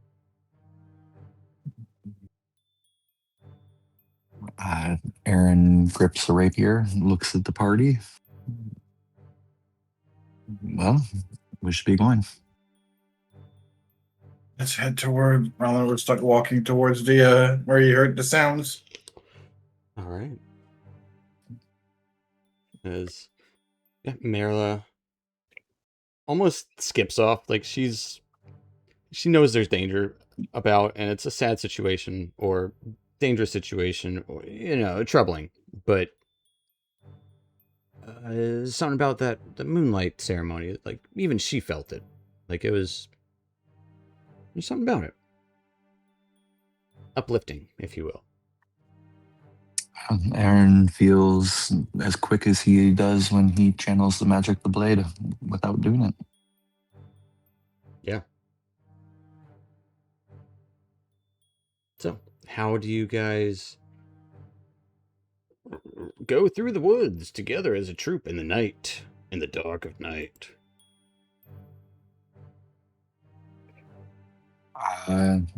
I will stow the blade, bringing us in the darkness. Okay. And I'm thinking we just run. You guys just running? As quick as we can. Yeah, maybe not running completely, but at least making a faster pace than just walking there. Like still keeping an eye out and everything.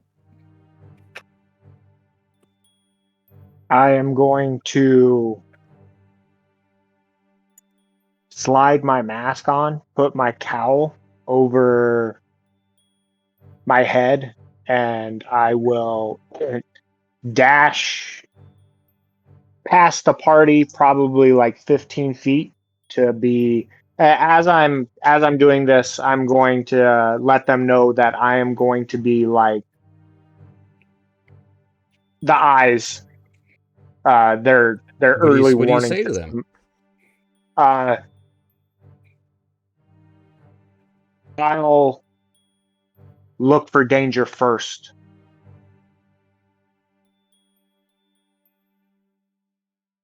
Because he is very, very fast. Yeah. And I'm going to dart past. Okay. Running ahead, as you all are running through the woods. I don't have I'll put...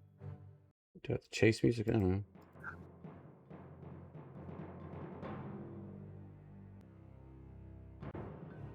Oh, I don't have the music. You don't That have the music, sucks. but you can use your imagination. I tried to put on some faster pace because you guys are running. It's a banger. Yeah, as you guys are running towards it, first thing you would see, maybe about 10 minutes out, not even, 5 minutes. A bunch of trees knocked over, smashed, broken. There's a trail of blood nearby. A couple of cliffs ahead. You hear this crunching. Crunching stops. Coming from below the cliff.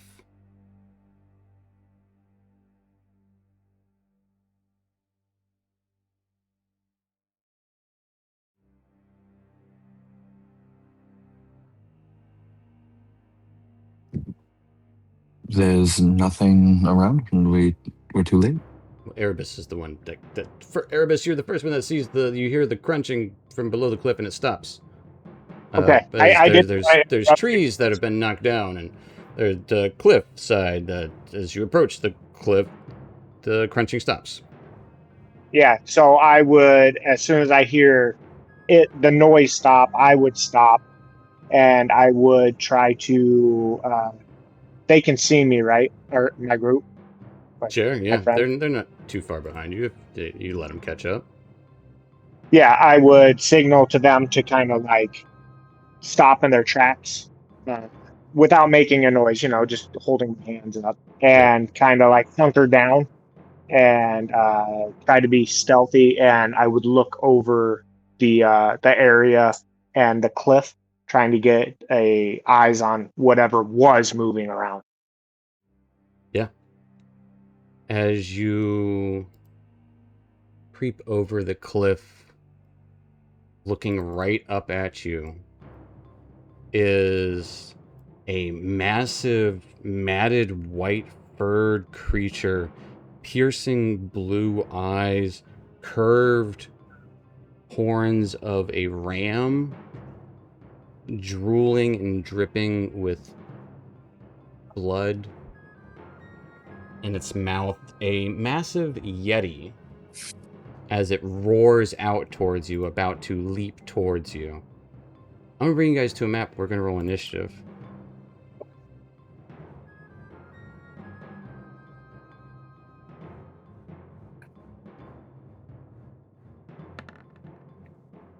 Don't forget, folks, if you like maps, check it out with the Patreon on.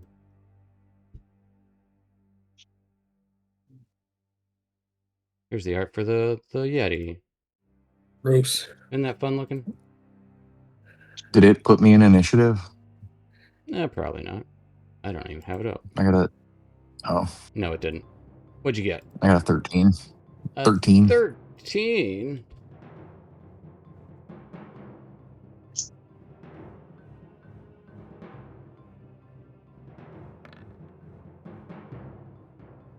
Okay. Erebus, you do go first.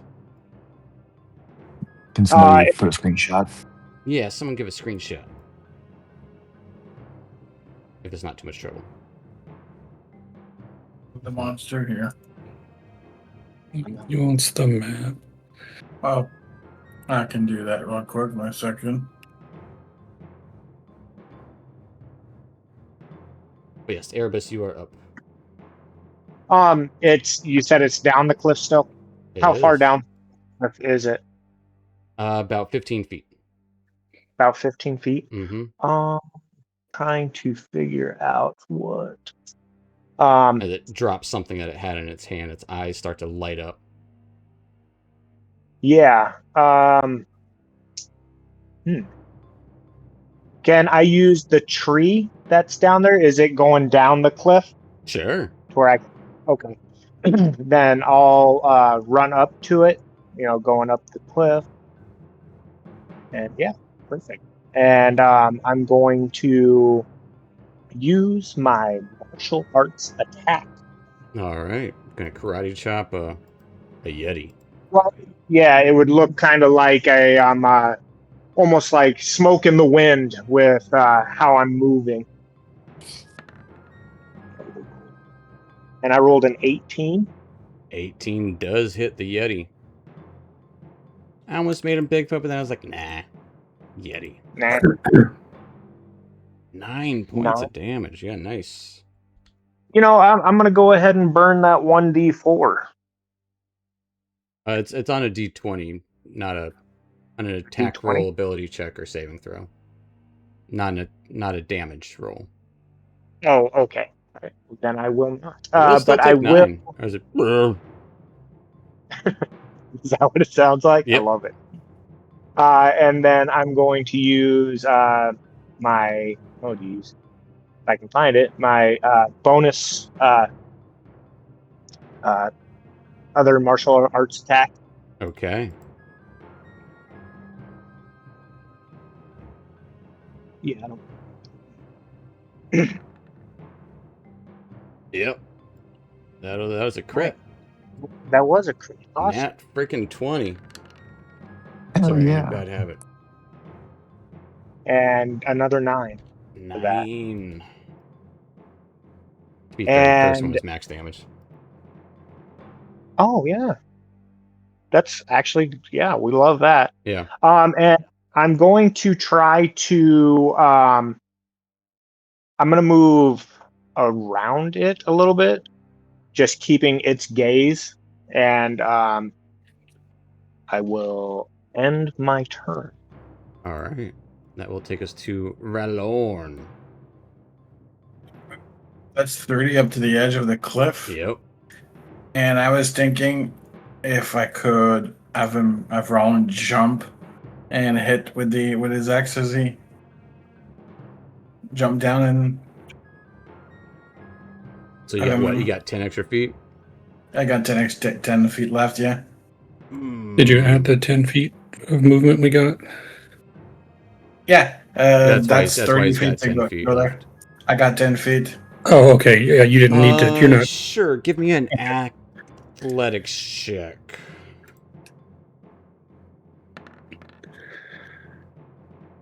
$25. You have advantage on athletics check because you're a stupid fighter. Because of champions. Yeah. Yeah, absolutely. Yeah. Go ahead and roll that attack. All right, let's see. Yeah, Great X. 13. 13 does hit.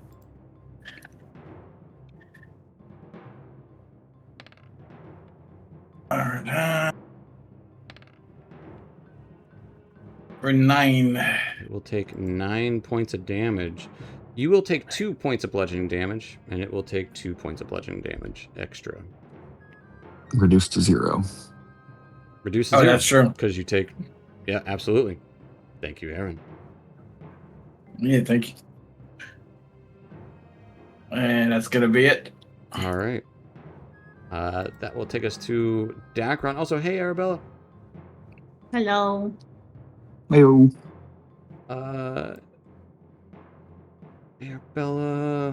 Arabella, you want to come from top, left, right? Top, bottom, left, or right?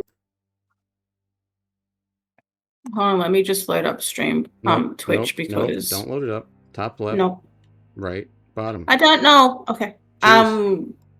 Bottom. Great. Good option. Good option. Good choice. Good choice. Roll me some initiative.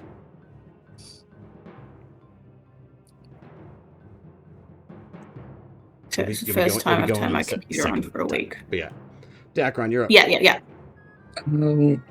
Is this thing tall enough to see from here, or do I need to get up to the edge I would to say really you need to be up to the edge. want to get up to the edge?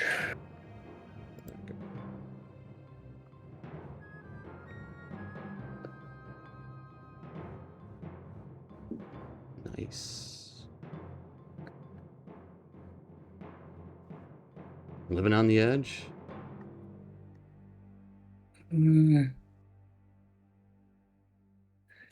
Yeah, I guess 15. 1, 2, 3, 4, 5, 6 plus 1. Technically plus 2, so I'll go all the way over to here. Yeah.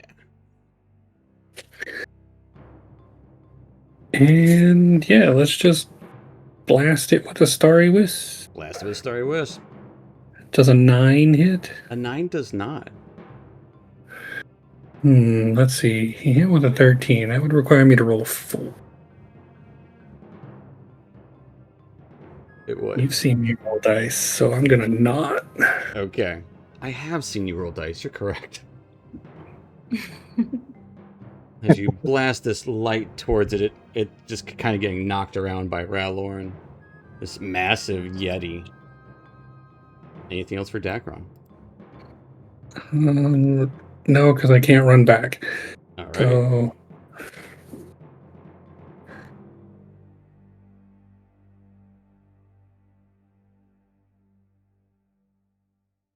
That will take us to the Yeti. The Yeti will turn towards Erebus and just look at him as it just roars this horrible roar right into your face. I need a Constitution saving throw from Erebus.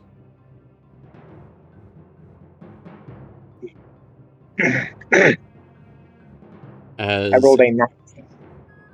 Yeah. Sorry, say it again. I have a bad habit. I rolled a 19. Nice. That definitely succeeds. You will take 2 points of cold damage. As it's Sentinel. chilling. It's not an attack. That's on attack. Sure feels like Did an I attack. roll an attack roll? roll an attack. Jeez. Now it's going to claw out at Erebus.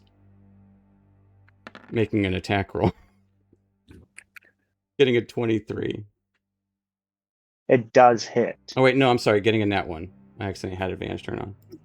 That does not hit. Missing So Erebus. that Oh, you killed Sentinel. So it doesn't So trigger Sentinel because it didn't hit. As it slashes out at me, it's almost like Okay, or hits a target. Okay, so it does have to hit. Erebus, what were you going to say? I was just gonna say, as it was slashing out at me, it's like my hands are behind my back and I'm just moving, like flowing with it. Yeah.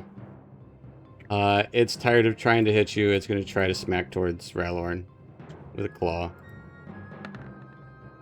And does worse. Well, doesn't do worse. Getting a 17 to hit Raloran. It misses.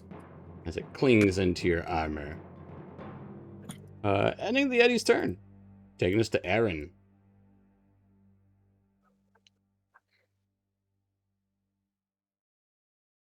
All right. Is the Yeti still in the same spot? Yep. Did not move. He's not quite in the flight Okay. range yet. I will run along the side of the tree, and then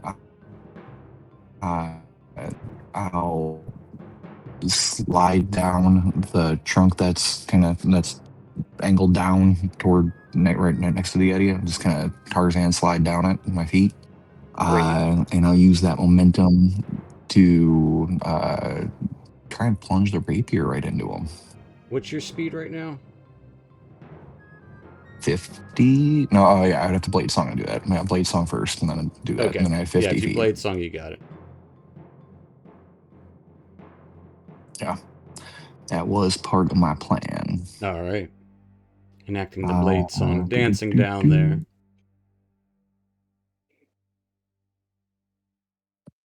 Then I'll make an attack. Unleashing your brand new sword. That is a dirty 20 to hit. Yep.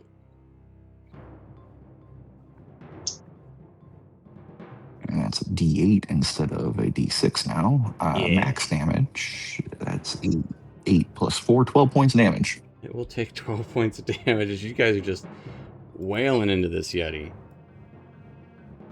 Not me. Oh, that's true. And I will hold my ground there. All right.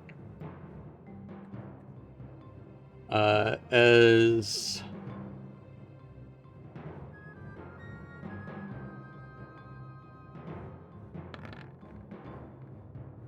Actually, at the end of my turn, I'll call out. Try not to end its life. We want we want it to lead us back to its home. As Dacron, you get hit That'll be with it. a giant frozen chunk of tree for 8 points of bludgeoning damage and 7 points of cold damage, as you would hear this lumbering second Yeti come from the southwest. Oh boy. As it roars out once again, like the other one did, and just pierces its gaze towards you. I need a Constitution saving throw from Dacron. Don't forget to -2 from that. I did. Also 19. Nice. And actually, so I'm gonna take this back. Erebus, give yourself two two hit points back because it actually did none. Because So it does none to you. It's a save or suck. And then it will gonna launch one at random at someone hurting its buddy. Erebus.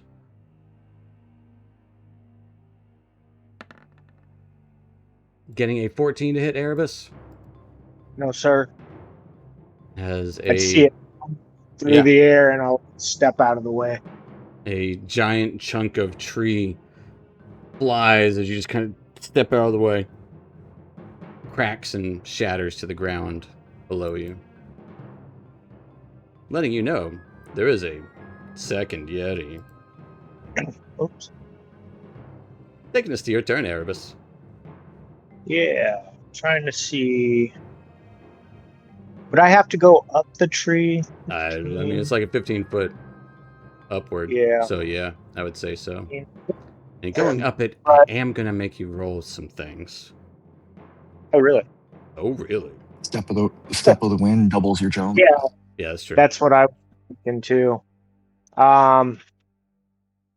Yeah, I want to get in between this thing. We have those two. Yeah, I think I'm going to. But I'd have to disengage and let's see here. Where's it? Step of the wind allows you to disengage.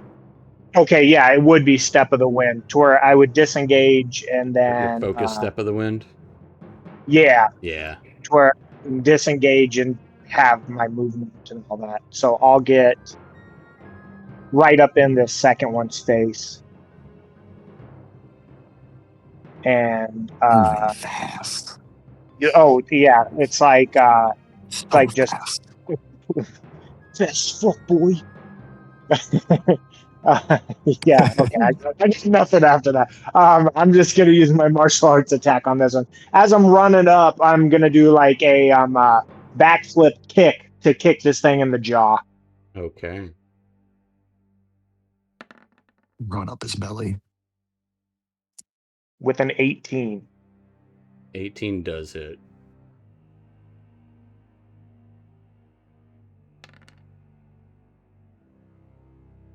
Six points. It will take 6 points of damage. And I believe that's all I can do. Yeah, bonus. Yep. Okay. Yep. And then I'll yeah, that's it for me. All right, that will take us to Arabella. As you heard the noises from afar and wondering what those boys are up to. Those Duke boys are in trouble again. Okay. Yetis. Yeah, great. My favorite. Cold bastards. All right. I'd say I don't have much visual on this one, I'd say, because of all the fallen trees and... Yeah, the one down there, whatnot. absolutely, yeah. It would definitely have cover. This one you got pretty good line of sight, for sure. But I was going to go after this one, Yeah. if I may, please. Absolutely. And let's see how my dice like me today. Shooting your hand crossbow. Mm-hmm. With a 24, that will hit. With sneak attack, because Beautiful. Erebus is there. And sneak attack. Mm-hmm.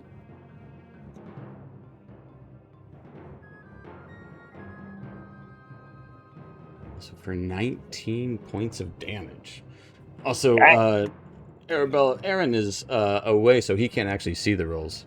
So if you could announce them for him. Oh, okay. No, you're good. You didn't know. How are you supposed to know? Still, that crossbow bolt goes straight into the side of this Yeti. As it stumbles a little bit. Didn't see it coming. Anything else for Arabella? Okay. Now, is this beside me? I assume it's a tree. Yeah. Okay. There's trees everywhere. It's a forest. I assume I can't hide Sure, why behind not? the tree. Sure, okay. Yeah, that's got... Yeah, go for it. Usually I don't put trees... We're not going to get into that, but usually I don't put trees into maps because it's hard to see. Like, where's the trunk at? I don't know. Where you at? Yeah. I don't know. So usually I don't put them. But, yeah, go for it. I put it Stealth there. check. Yeah, give me a stealth. I rolled a 13. A 13. You think you might be hidden. You're not. Perhaps not. I know. That will take us to Rattlorn. Hit the hit him again.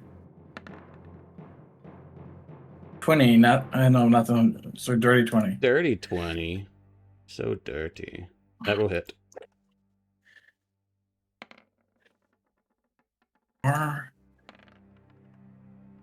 So 17. Yeah. As how do you want to kill this big old Yeti? What he'd do is he would literally slice off both of his horn and then Slicing off the slap- horns?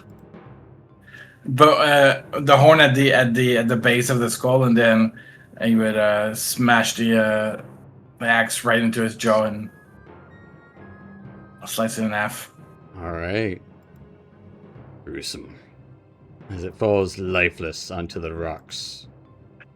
Horns dangling, clattering off of the cliffside. And to climb, that'd be Give me an athletics check. It would take most of your movement except for 10 feet. Yeah, you got it. 17. All right, so we're gonna climb right up there. So you said 10 feet left? Yeah. It's 15 feet, so you don't have climb speed, so it takes 30 feet, and you got 10 feet left. Yeah, we'll stay right there for this turn, and that'll be it. Notably, Arabella, as you... These guys are all moving, like, they're all kind of, like, glowing in the moonlight a little bit and moving really quick. It's... Something's up. That will take us to Dacron. As you just got hit in the back of your shoulder with a giant log, essentially. That was rude and quite painful.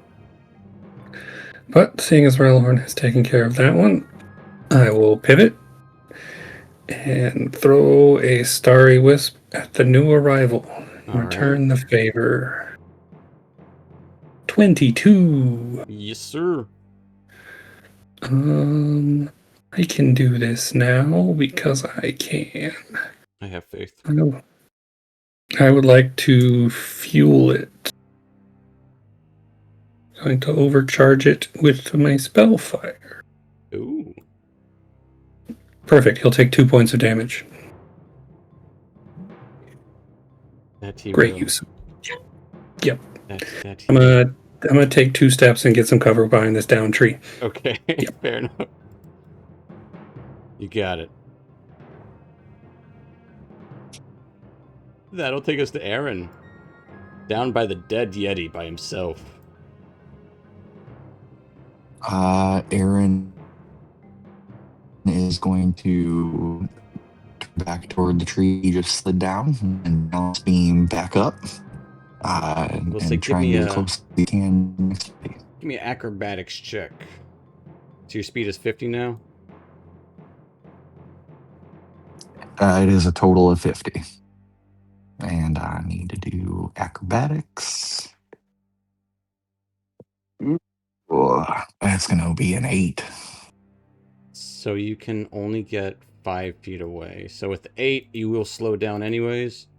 As you stumble right at the edge of the tree. So you'll just barely get to the top. We'll say you get stuck on the tree. Your leg gets caught. Okay. How far from the Yeti am I? 40 feet. 35. 35. All right. There's got to be something I can do from this distance.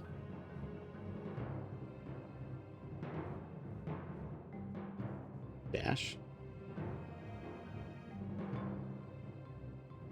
Take advantage action. We will go ahead and I'll point my sword or the rapier directly at his head. And a little faint white light shoots out of it toward right in between his eyes. And he's making an intelligence saving throw. Yetis are known for being so smart. Got a 3.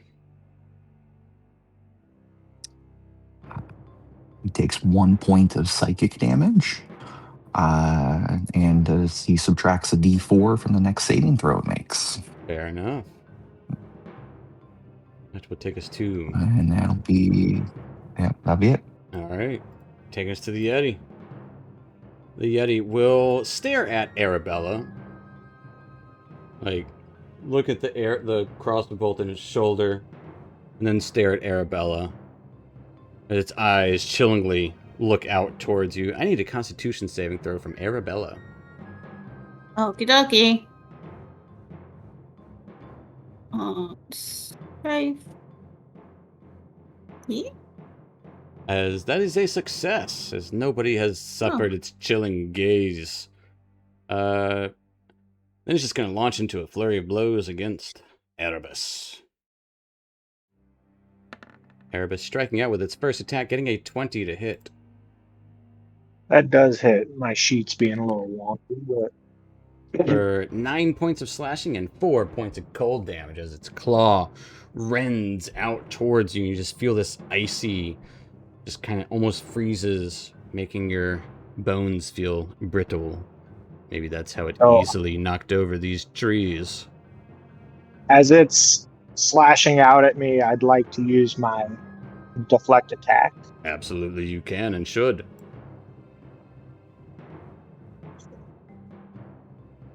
I'm sorry. My sheet's being really weird. Don't be sorry, be better. I mean, you can't be better because the sheet's being wonky. It's like, No, I get it. my internet to be better. Okay. There's always tomorrow. Not the redirect attack. Oh no. God, I swear that's not what I one. clicked. The other one. Deflect. There we go. Did it pop up? Not yet. You rolling under your attacks? Yeah, the deflect attack. Alright. I clicked it again. Okay. You take no damage. Nice. Right? Because do you still take the cold damage? Oh, as long as any aspect of it is bludgeoning, piercing, or slashing, nice. You don't take so any. Yeah, you just kind of push its claw to the side as it swipes over you. It will then make a second claw attack towards you. Getting a 20. That does. As this one will do 12 points of damage, 7 slashing and 5 cold. No deflecting this one. No.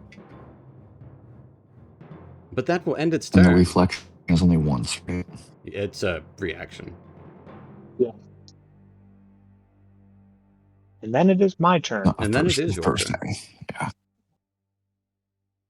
So I'm going to use my martial arts attack. I'm going to try to kind of like connect with its jaw, almost to like disorientate it. Yeah. Yeah. just kind of like pummel up into it. 23. Yeah. 23. I'm Yep. assuming that hits. Yep. Okay. You assume correctly, sir. If it'll. These things got big jaws. Too many teeth.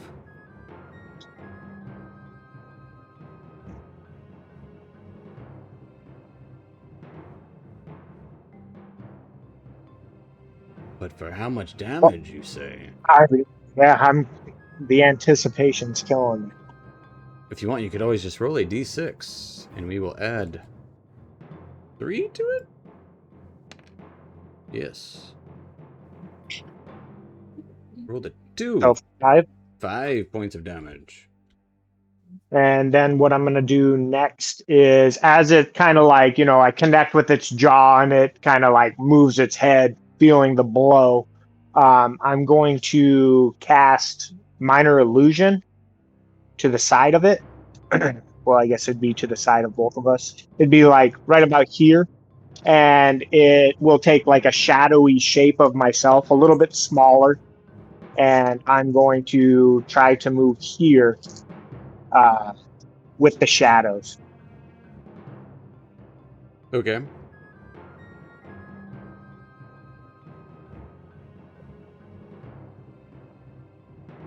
Make a static illusion of yourself. Yep. And it'd be almost like the people, my party members would basically see like a shadow. Is it a bonus action for you to cast Minor Illusion? Yeah, it's my cantrip. Cantrips aren't bonus actions. Oh. Unless it says bonus action. Or you're an illusionist. And then you can do it as bonus action. Oh, okay. So can I swap them? Use my bonus action? Oh, yes, you absolutely can. Yeah. Absolutely. Yeah. Yeah. Bonus so action to extra attack, and then... Yeah. Yes. You got it.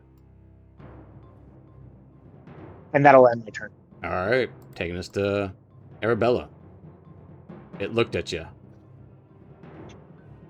That's okay. I vexed it. You did. I'll double check, make sure that I am within range.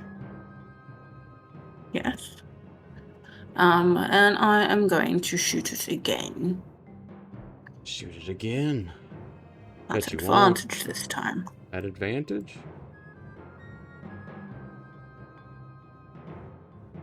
And that is a 24 to hit.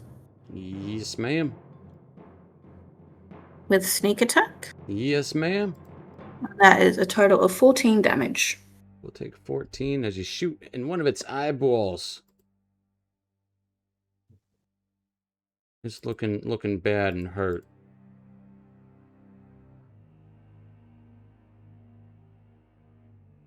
And you would see it kind of starting to look around, but it's also really pissed off. Yeah. What type of ledge is this here? What kind of ledge do you want to be? That's a 15-foot drop.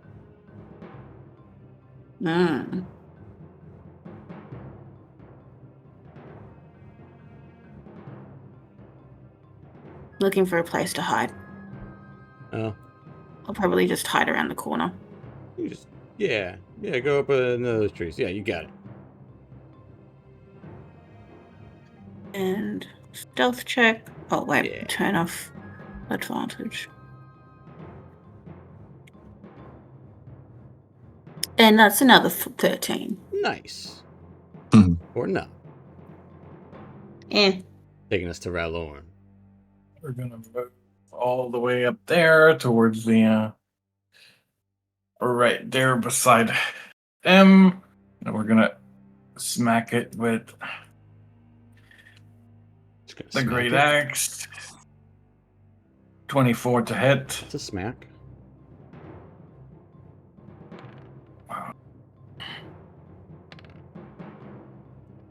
For 10. Yeah. As 10 more points of damage. How do you kill this one? This one you would cut off his arm and then plant the axe right into his abdomen. You know. As it bleeds out, just trying to claw at you with its one arm. There's so much hatred in this creature's face as it dies. It's not happy. And not in life, not in death. These are creatures of family and hatred.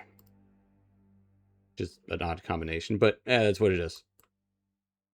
As you crunch it in the abdomen with your axe, falls to the ground as it bleeds out. And I would say at this point you would notice, oh yeah, the ground's kind of chilly here.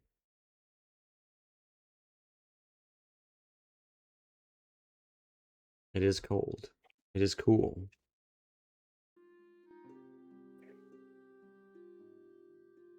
I don't think that we are following it back to its cave, or wherever it lives. It was not going to lead you back to its cave, but we could probably find it. It has to be nearby. How far are we away from the traps that were damaged? You guys from the original, the traps? Yeah, where Yeah. we found the bloodbath. That was a ways away. That was south from here. So they do have a wide hunting territory. Not If like it we have much is, to go off of, though. So might as well try. I'm going to walk up to this illusion of myself, and it's almost like it forms into my shadow, and almost like I absorb it. And I'm going to say that thing had something in its mouth, and I'm going to start making my way over to the first Yeti.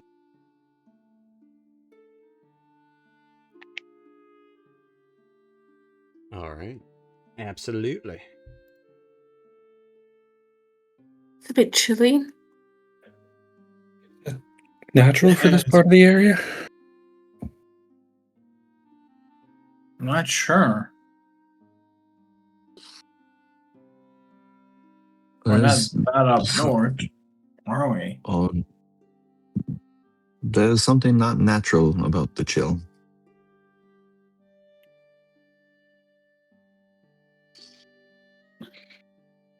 Let's say, Is it- Fane, who wants to make a nature roll?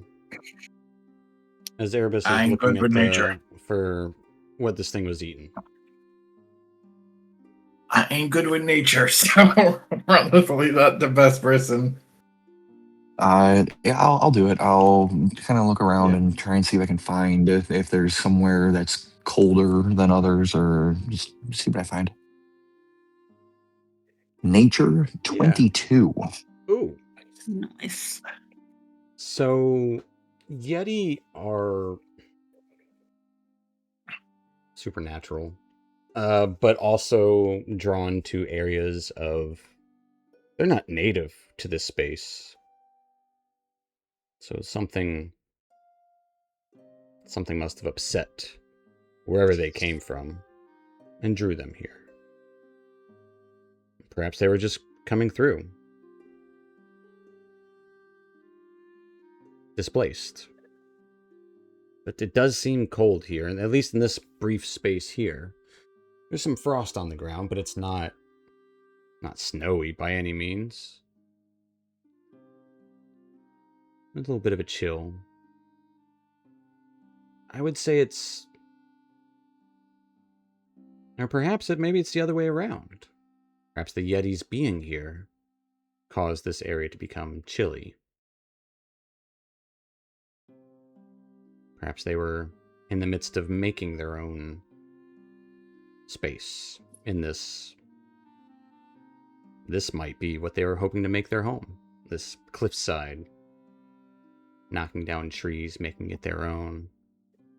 They do have some intelligence, so there is reason to believe they would make a home. Typically in caves. Sometimes they make caves, sometimes they steal homes. More wild-like, though. But still with thought.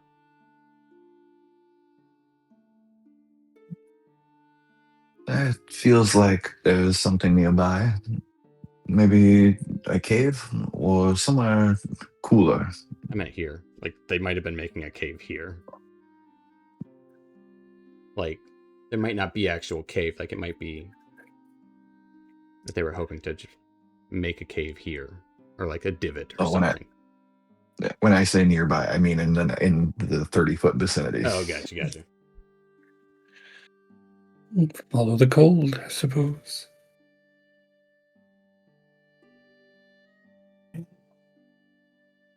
What's your best bet?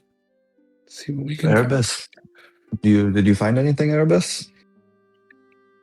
That's a great question. Erebus, was yes.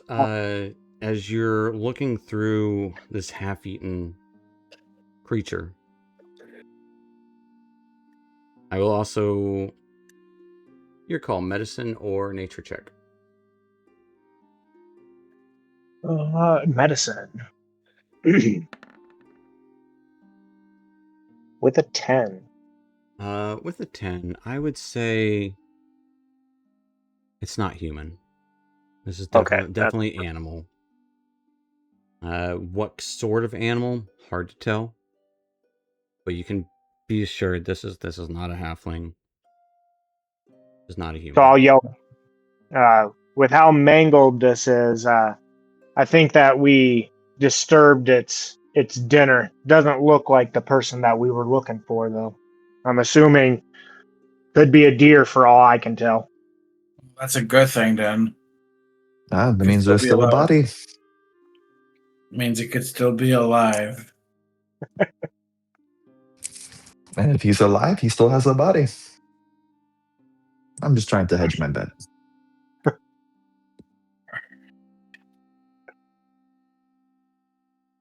As you guys are discussing this, looking around the area, thinking about what the next move is. Perhaps you are in the right space at the right time. Because you do hear, not too far off, echoing over the trees, maybe, luckily, because the Yeti's knocked down a bunch of trees, you can hear over the canopy a little better. But echoing, you can just hear the faint scream, cry for help. This is in common. Someone in the distance shouting for help and screaming. More I yelling. would stand with attention and get Aaron's, look over at Aaron. Did you hear that?